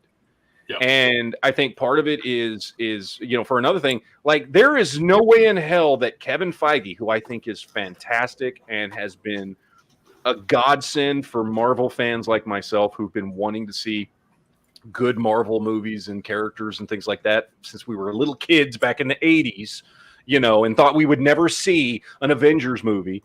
And you got people like Kevin Feige who can make this thing work. He is the captain of the ship that is nailing it. But there is no way in hell he can possibly be personally involved in everything that's coming out right now. And it is showing. It's showing that he is not in active, directive control of everything. And I think right now they need him to rein everything in and to have his hand into every project that goes out. I think they need that. I think he's proven that he is invaluable to this franchise. And without him, when he starts stepping away because he cannot possibly be focused on everything all at once, he's probably only getting involved in certain things at this point. I would guess he's probably involved directly with Wakanda Forever. He'll be involved directly with Guardians of the Galaxy, with any Avengers movies going forward, things like that. Obviously with Fantastic Four, and if and when they ever introduce the X-Men. But outside of that, I guarantee he was not directly involved with She-Hulk or Miss Marvel.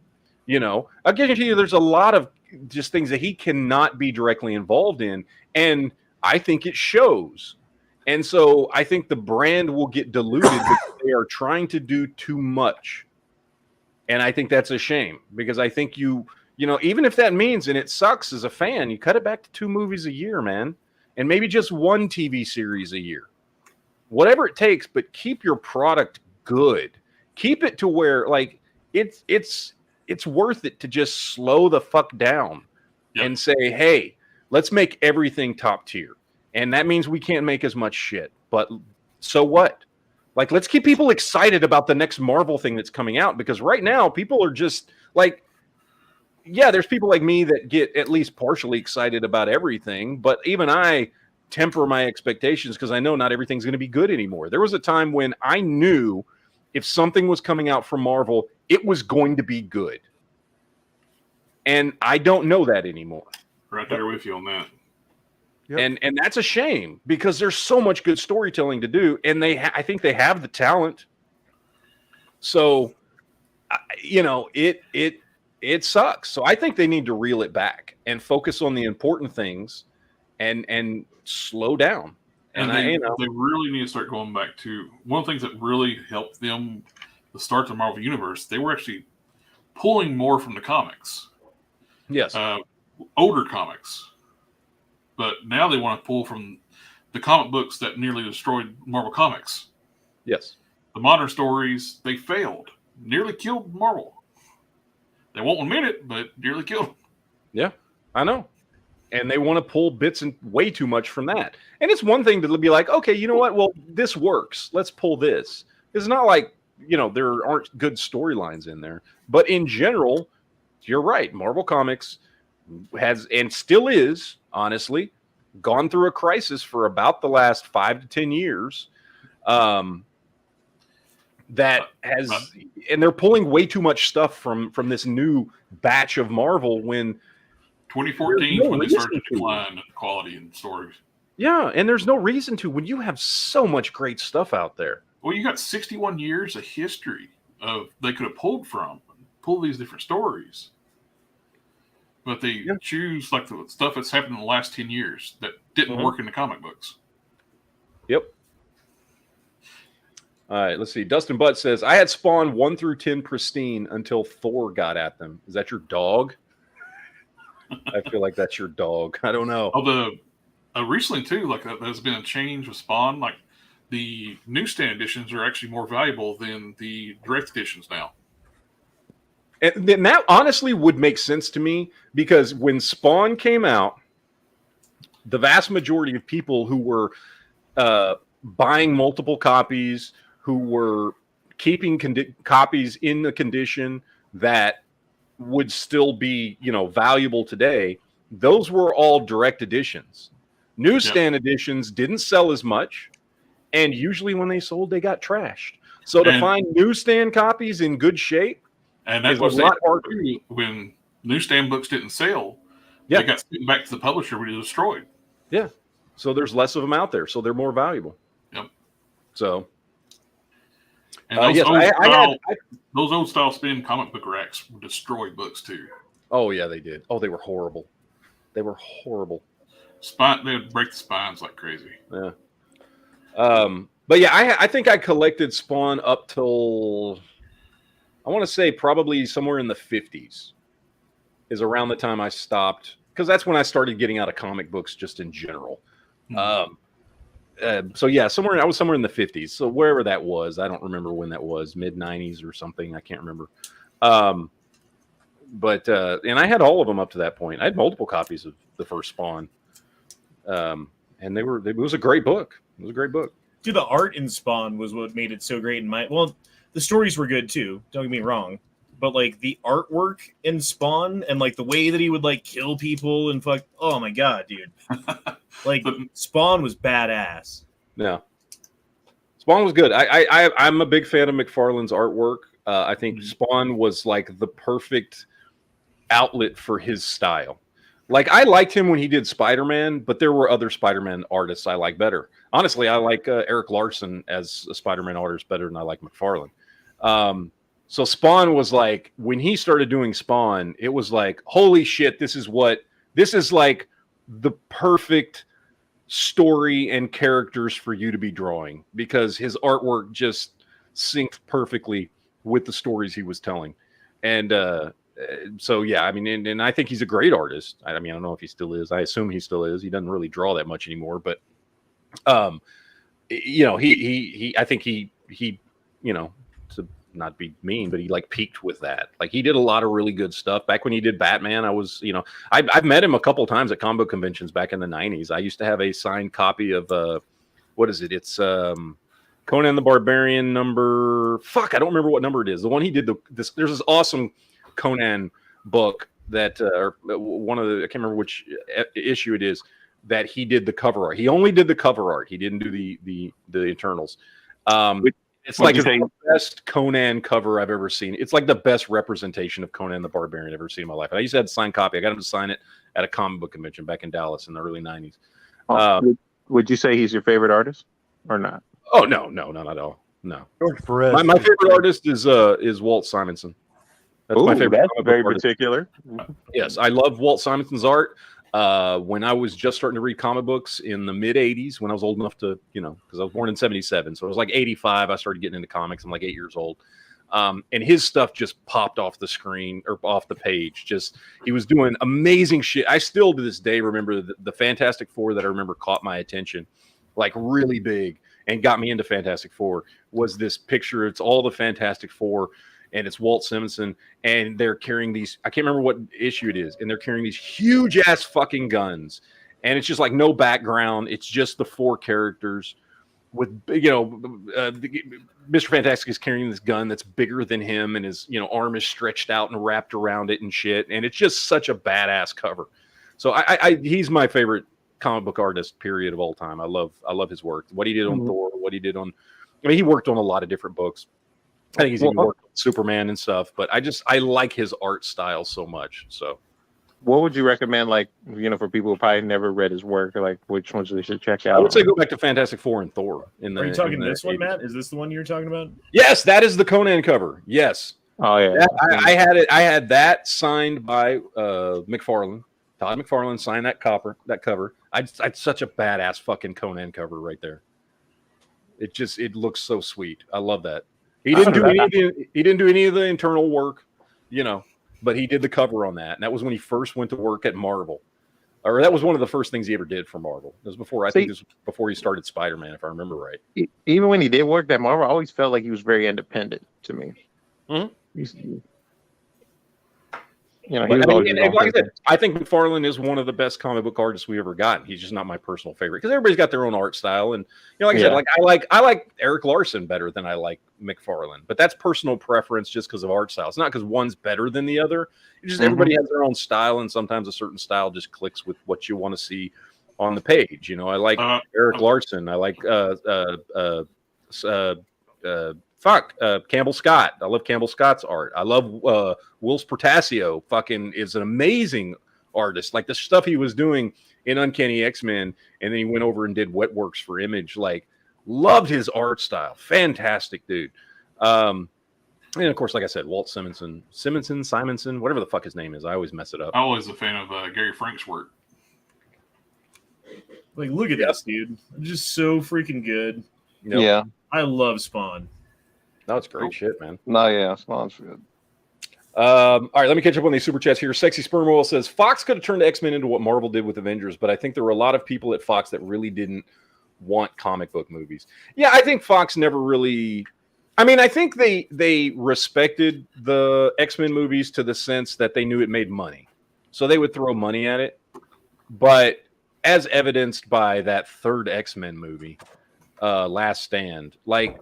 They didn't really go to the effort of bringing people in that could have done some great stuff. I mean, occasionally they would, whether it was internet meme class, the movie. Yeah, Logan was fantastic. Both Deadpool movies are fantastic. So they would have those gems, but yeah, the X-Men universe at Fox never had like a Kevin Feige to direct everything. Somebody who was a huge fan, who had the knowledge and the talent to make sure that these things, went the right direction and that the right directors and writers were brought in to do the things the way it should have been done. Fox didn't care enough to do that kind of stuff. I agree with you on that. I don't think they had an idea like to have the helm. They didn't know how big it was. Or could be.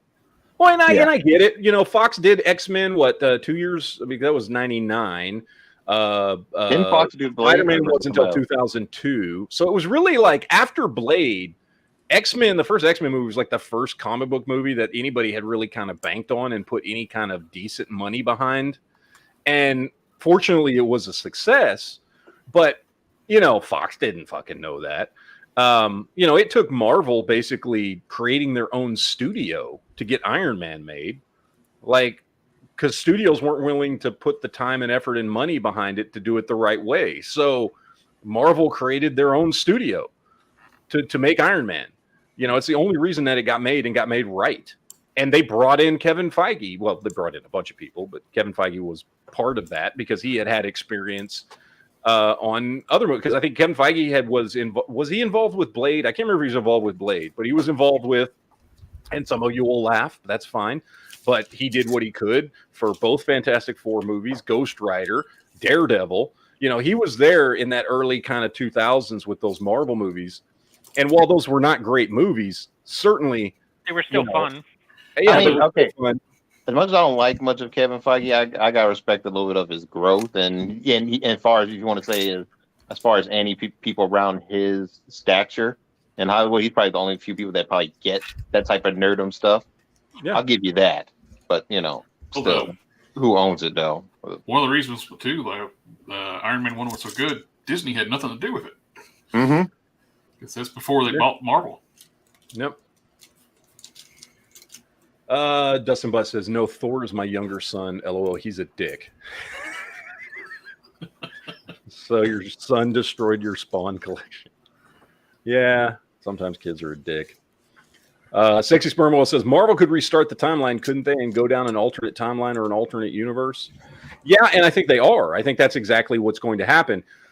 My prediction, I may be wrong. We'll see. And Duke, we've talked about this. Is Duke still here? Yeah, I'm here. I'm here, baby. Okay.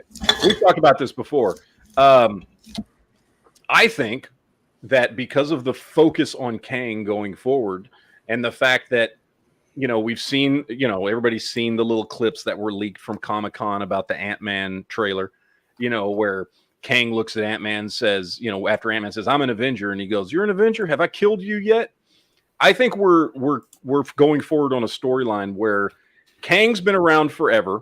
Mm-hmm. Kang went back through time, erased the Fantastic Four, erased the X-Men, erased a whole bunch of people that we already know.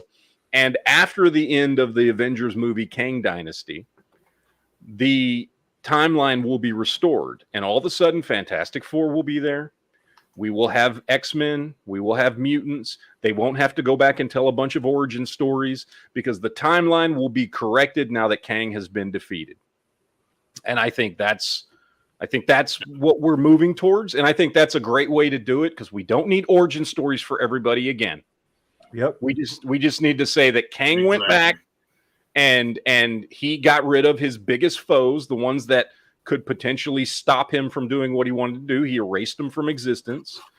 And when the Avengers defeat him, that will all be undone. And I think that's kind of what we're moving towards.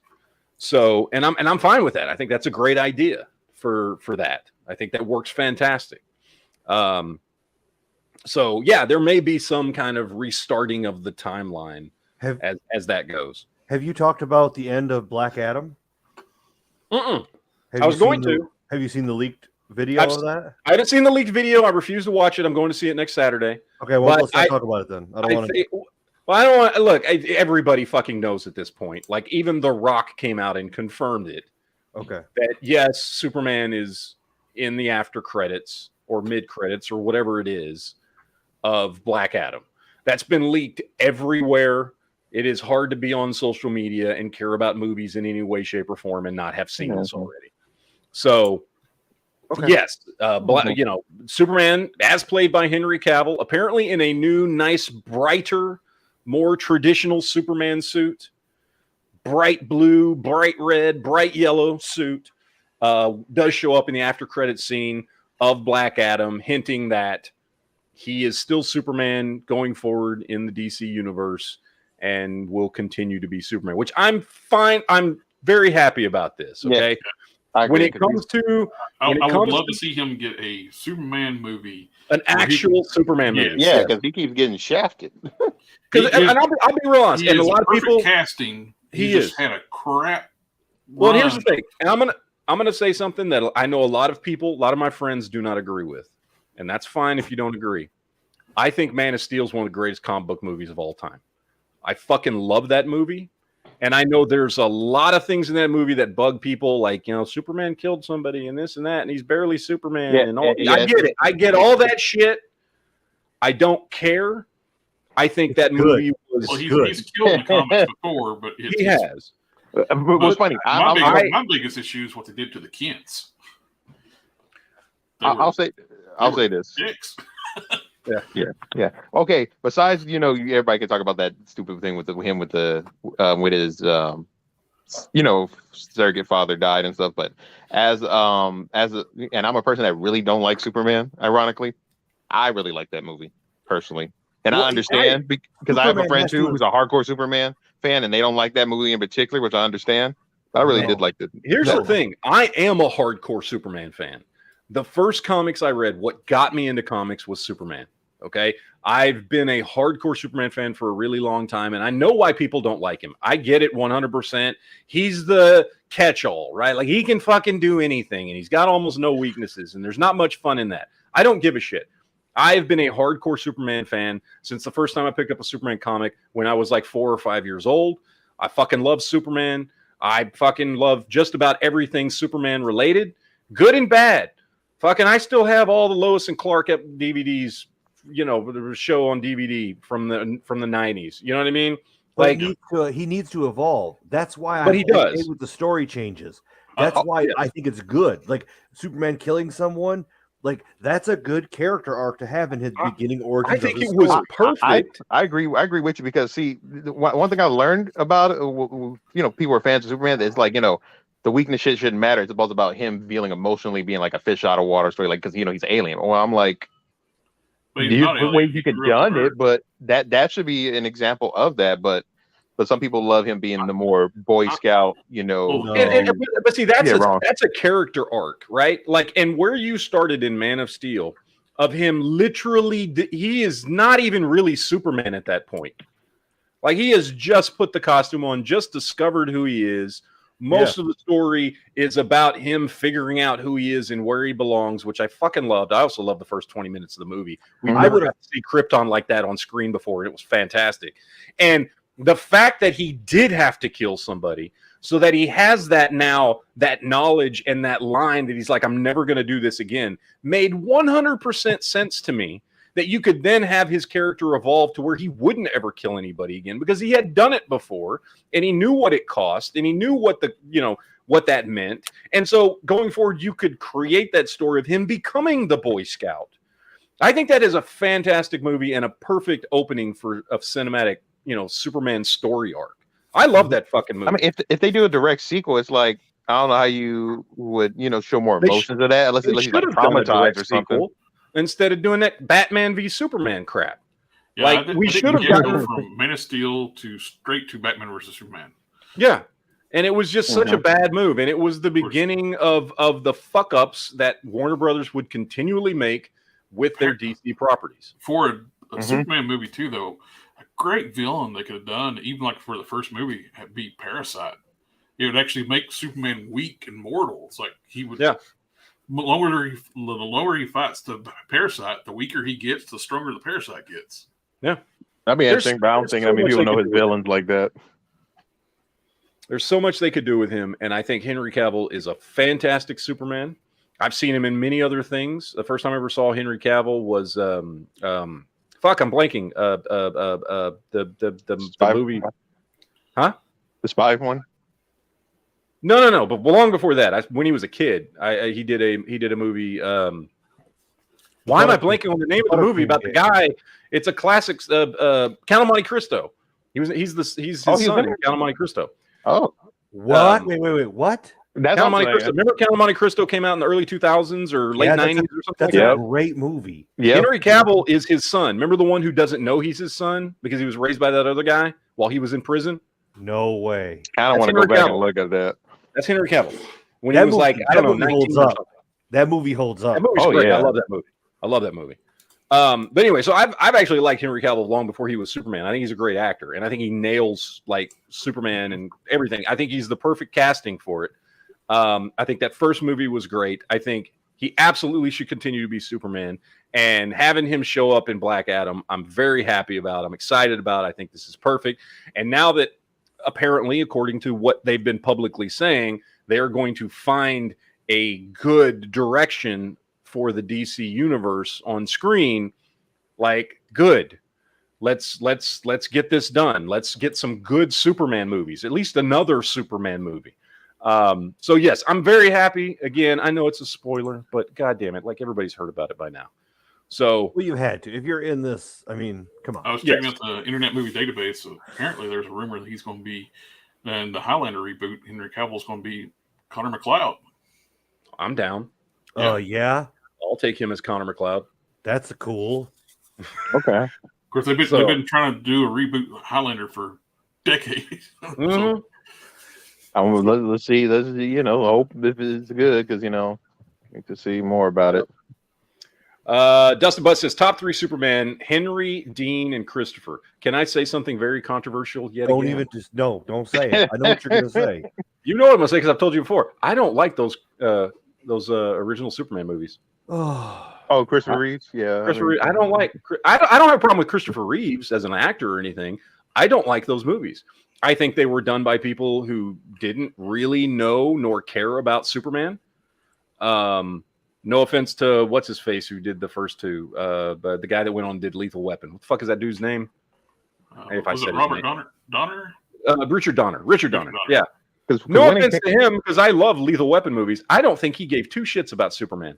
I don't think he knows. I don't think he's ever read a fucking Superman comic. Most likely. Yeah. And obviously, Superman 3 and 4 are just steaming piles of dog shit. I was going to say, when did Cannon started getting into those films? That was 3 and 4. Okay. But even the first 2 movies, I don't like those movies. I watched them as a kid, and hashtag not my Superman.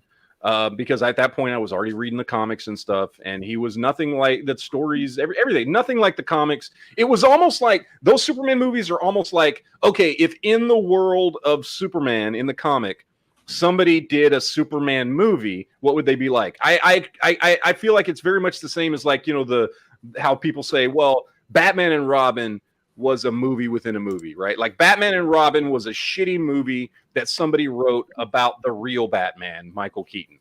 And that's what they came up with in world, all meta, in universe. Like, you know what I mean? Like, I feel like that's what those first two movies were. It's like somebody in the world where Superman's a real thing decided to write a couple of Superman movies, and that's what they got. Well, I love how it should have ended with the first Superman movie when Lex is giving the speech out. It's like, even if you're a super speed, you won't be able to catch both missiles. And they're like, what'd you say about me? He just flies off and grabs both missiles. Like, are these the two missiles you're talking about? Yeah. Because Superman actually is fast enough to catch both of them. Yes, he is. well, funny thing is, you want to hear something blasphemous? I still never seen no Superman movies. Just You don't need to, honestly. You don't need to. Okay, so when you're the problem is that they are Well, bad. I kind of want to see the They're last horrible. one just because of Richard Pryor being the villain. That's why I'm like, how the It's hell? just, when you're a kid and that's what you're exposed to, it was the end all be all. So that's how I look at it. I mean, I Oh, get no, it. I why got no kids problem. liked Especially it. for people around your time, it was. I was like, yeah. Yeah, I it get was, it why I mean, it kids was liked cool. it, but like, And obviously though, Duke, you have less of an excuse than I do because you were like, by the time you could watch those movies, like there were better Superman things out there. Like honestly, Lois and Clark is better than fucking those Superman yeah, movies. but it was like, I don't know. I liked him. It was epic. It was something that was introduced. I don't know. I like the music is good. Like the theme, I'm really big on like scores for music. John Williams. music's great. Oh yeah, no, you can't beat. The you can't fuck up John scores. Williams score is fucking phenomenal. John And, like, Williams did an amazing job on that score. I will agree that like the whole movie's trash, except the part where he screams because Lois is dead, and he He reverses time. that is cool. So I guess I would agree with you. It's just there are certain points where I would like rewind and watch that I part. understand because why kids loved that movie. I mean, it was fucking Superman. I get it. Yeah. I know. I'm just saying, but now as an adult, like looking back, like those are Yeah. not good movies, and I don't like them, and I don't watch them anymore, and I probably never will again because I just don't think they're good Superman movies, especially when we had so many better Superman things. Like even Smallville, love Smallville the series, right? Like it's a much better representation of Superman as far as I'm concerned. Yeah. I used to watch that a lot, but I that would kind have of loved seeing what I would like to see with Smallville when it ended. He was in the Superman suit, Mhm. stopped for a year, and brought back like either go to the movies or something there and do a movie with the cast and him as Superman. yeah. Would have been cool.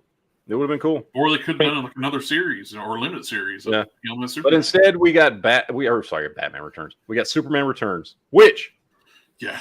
horrible fucking movie. That being said, I actually think Brandon Routh made a great Superman. Yeah. He was Still just never saw in a that one. shitty movie. The only really good thing in that movie was the machine gun thing when that guy. Oh, yeah. Yeah, That was that cool. scene. Walking through like the 50 caliber machine gun, just blast Yeah. them away. I love how like towards the end of the movie in the third act, like he gets stabbed with a little piece of kryptonite and like basically almost dies. But then at the end, somehow he can lift a whole island of kryptonite into space. Somehow. Yeah. I don't know how he did that because like a little piece this big almost killed him. But then I'm gonna lift the entire island of kryptonite. The worst part okay. about the movie was he was Superman the Stalker. Yeah, no shit, creepy as fuck. And it was just a poorly written movie, Yeah. poorly done. And It they was were by somebody. Well, what it was because what's his name? Brian, whatever that creepy dude is. The guy who Kevin did that Spacey. movie. No, not him. The other creepy dude. The Brian, dude the who groomer Singer, Brian Singer. Yeah, he left X-Men to do that movie. He never read a fucking Superman comic ever. He had only ever watched the original movies. That's And why they killed off Cyclops in X-Men 3 too. You be- Because trust they me, were petty. Fox was being petty because he went with Singer to do the Superman movie. Yeah, I was gonna say, man, a lot of those Hollywood types don't give two fucks or shit to look at what they're looking for most of the time. which does suck because, like I said, I think Brandon Routh made a great Superman. Yeah. I thought he did a good job. He's got the look. I think he's a good enough actor to do it. And I think it would've made for a good some reason Superman. too, with Superman Returns, they went through. One of the things they were doing is they wanted to do like Christ imagery, like Yeah. For, his creators were Jewish. Yeah. Yeah. And Superman if his looks, if you think about it, it's like he's Jewish. Yeah. But whatever. I don't know. But yeah. But either way, I'm glad Superman's going to be in Black Adam. I mean, I know he's just going to show up in like an after credit scene or whatever, but I'm So they gonna fight? It's just confirming Henry Cavill's finally got his contract to continue the Superman. That's the best news. Yep. So I'm happy about that. I'm going to go see the movie next week. So we'll see. I'm supposed to see it Saturday. I don't know what time. I forget what time I got tickets for, but tickets were available. So I was like, you know what? I'm going to go ahead and get tickets now. So I'm going to go see that movie next week on Saturday. And, good reviews have been good so far. They're like, look, it's not like the greatest story in the world, but it's a good, fun movie. The Rock is great in it. It's a good action movie. It's a good superhero movie. It's a lot of fun. And I'm like, cool, man, because that's all I want. I don't need you to overthink the storyline. Yep. It's a superhero movie. Just give me something fun and enjoyable. And so if it can do that, I'll be happy. I do like the Pierce Bronson as Dr. Fate. Yeah, apparently they're saying he's the standout of the movie. Like he does really good. Besides him and Dwayne Johnson, they're the best two castings in the movie. They match the characters. Yeah. Yeah, I know Dwayne Johnson acts a little bit whatever, but I want to give that movie a shot. Oh yeah, I'm gonna watch it. So next week when we do this chat, we'll be talking about that because I will have seen that movie. And the movie does follow Hollywood's thing with them hating gingers. So,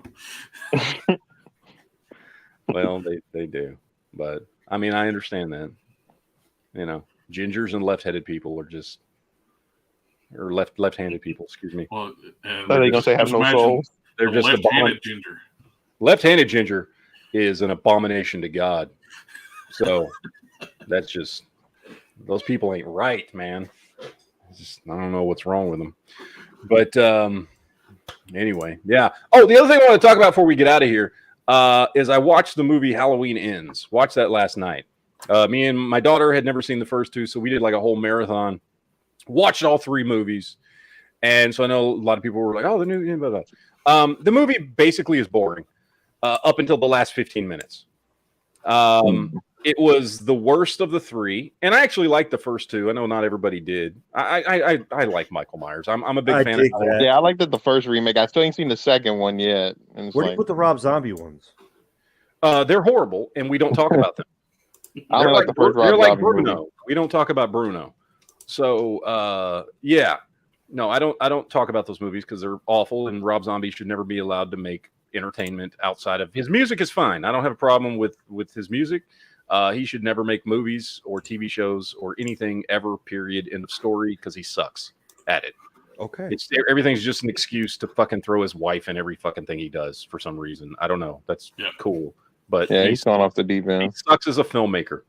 So she's Lily Monster. Yeah. Which I'm not going to be watching that show. So I've heard it's horrible. And funny. I could have said that. I couldn't told you that already. You could tell that shit was bad. Yeah. Oh, dude, I was upset. I used to watch the Munsters and Addams Family because where I grew up in Dallas, like they came on one right after the other every day, and I would watch Munsters and then the Addams Family. I was not even near that time, and I've seen those, but they're funny. I was looking at an older, like older teacher I'm friends with. I'm like, he went to go see that, so he was very depressed about it. I'm like, you could tell that shit looks bad if you saw the trailers of it. Yeah, I grew up watching TBS. Those rerun like crazy on TBS and Sanford and Son and all that. Late, remember Nick at Night? Oh yeah, I remember Nick at Night. So I grew up in a valley, so we had to have cable to have TV. So wait, the Valley where I'm from at? Oh, I'm from in Virginia in the bottom of the valley. So okay, I'm thinking Valley, California. My bad. This is on the other side, but in a deep valley with no way to get TV signal without cable. Well, yeah. So Halloween was boring. It sucked too because I like those first two movies. The end fight scene, the end of the movie is actually really good, well done. But the rest of the movie, honestly, I was playing with my phone more than I was watching the movie. Okay, my attention. So, okay, answer this one. was the ending of for sure definitive ending, or they just left kind of? Oh, it was Open-ended. definitive. Yes, he's dead. I'm Okay, spoiler because I heard alert. some open ended like, oh, was he still there or not? Michael Myers still walking? Bro, that was not open ended. Whoever said that was Okay. open ended is full of shit. Like, Okay. there's no way you can get an open ending from that. Okay. That was not an open ended. That was a definitive. This fucker is dead. It is called Halloween Ends for a reason. Oh, finally. So yeah, but yeah. Well, that is it today, guys. I think we are done with this chat. Oh, they've got another super chat. Sexy Sperm Wheel says everyone should show up late to Honda's chat. I mean, if you want to, it's your call. But yeah, we're gonna get out of here. We will be back next week after I've seen Black Adam. We'll talk more about that and Game of Thrones, and I think we get a Walking Dead episode this week. We'll see if it sucks. Probably will. So we'll talk about all that good stuff next week on the Geek Chat. And then in the meantime, you know, if you're on the Never Enough Ammo side, we'll do the same. It's all the same live chats we do all week. So we'll do all those. And then I think I've got videos going up on Geek Fusion every day this week because I got a bunch of old videos that I'm trying to get out, videos that I never uploaded.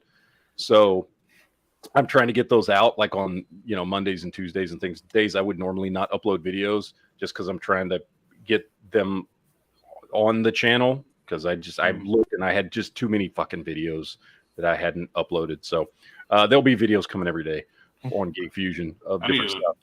Been sitting on my review station. I got the Beast Kingdom 8-inch Superman figure.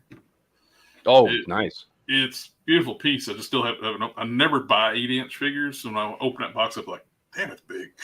Yeah, I did one earlier today. I'm going to post this one tomorrow. This guy right here. Oh, nice. I rolled into Target and they had one, and I was like, well, they had them at my Target, the local Target here. So, I ended up passing on it because I was buying a bunch of stuff on clearance. Spoiler alert: it's not worth it. It's not. There's. I mean, it's cool, but not for the price they're selling it for.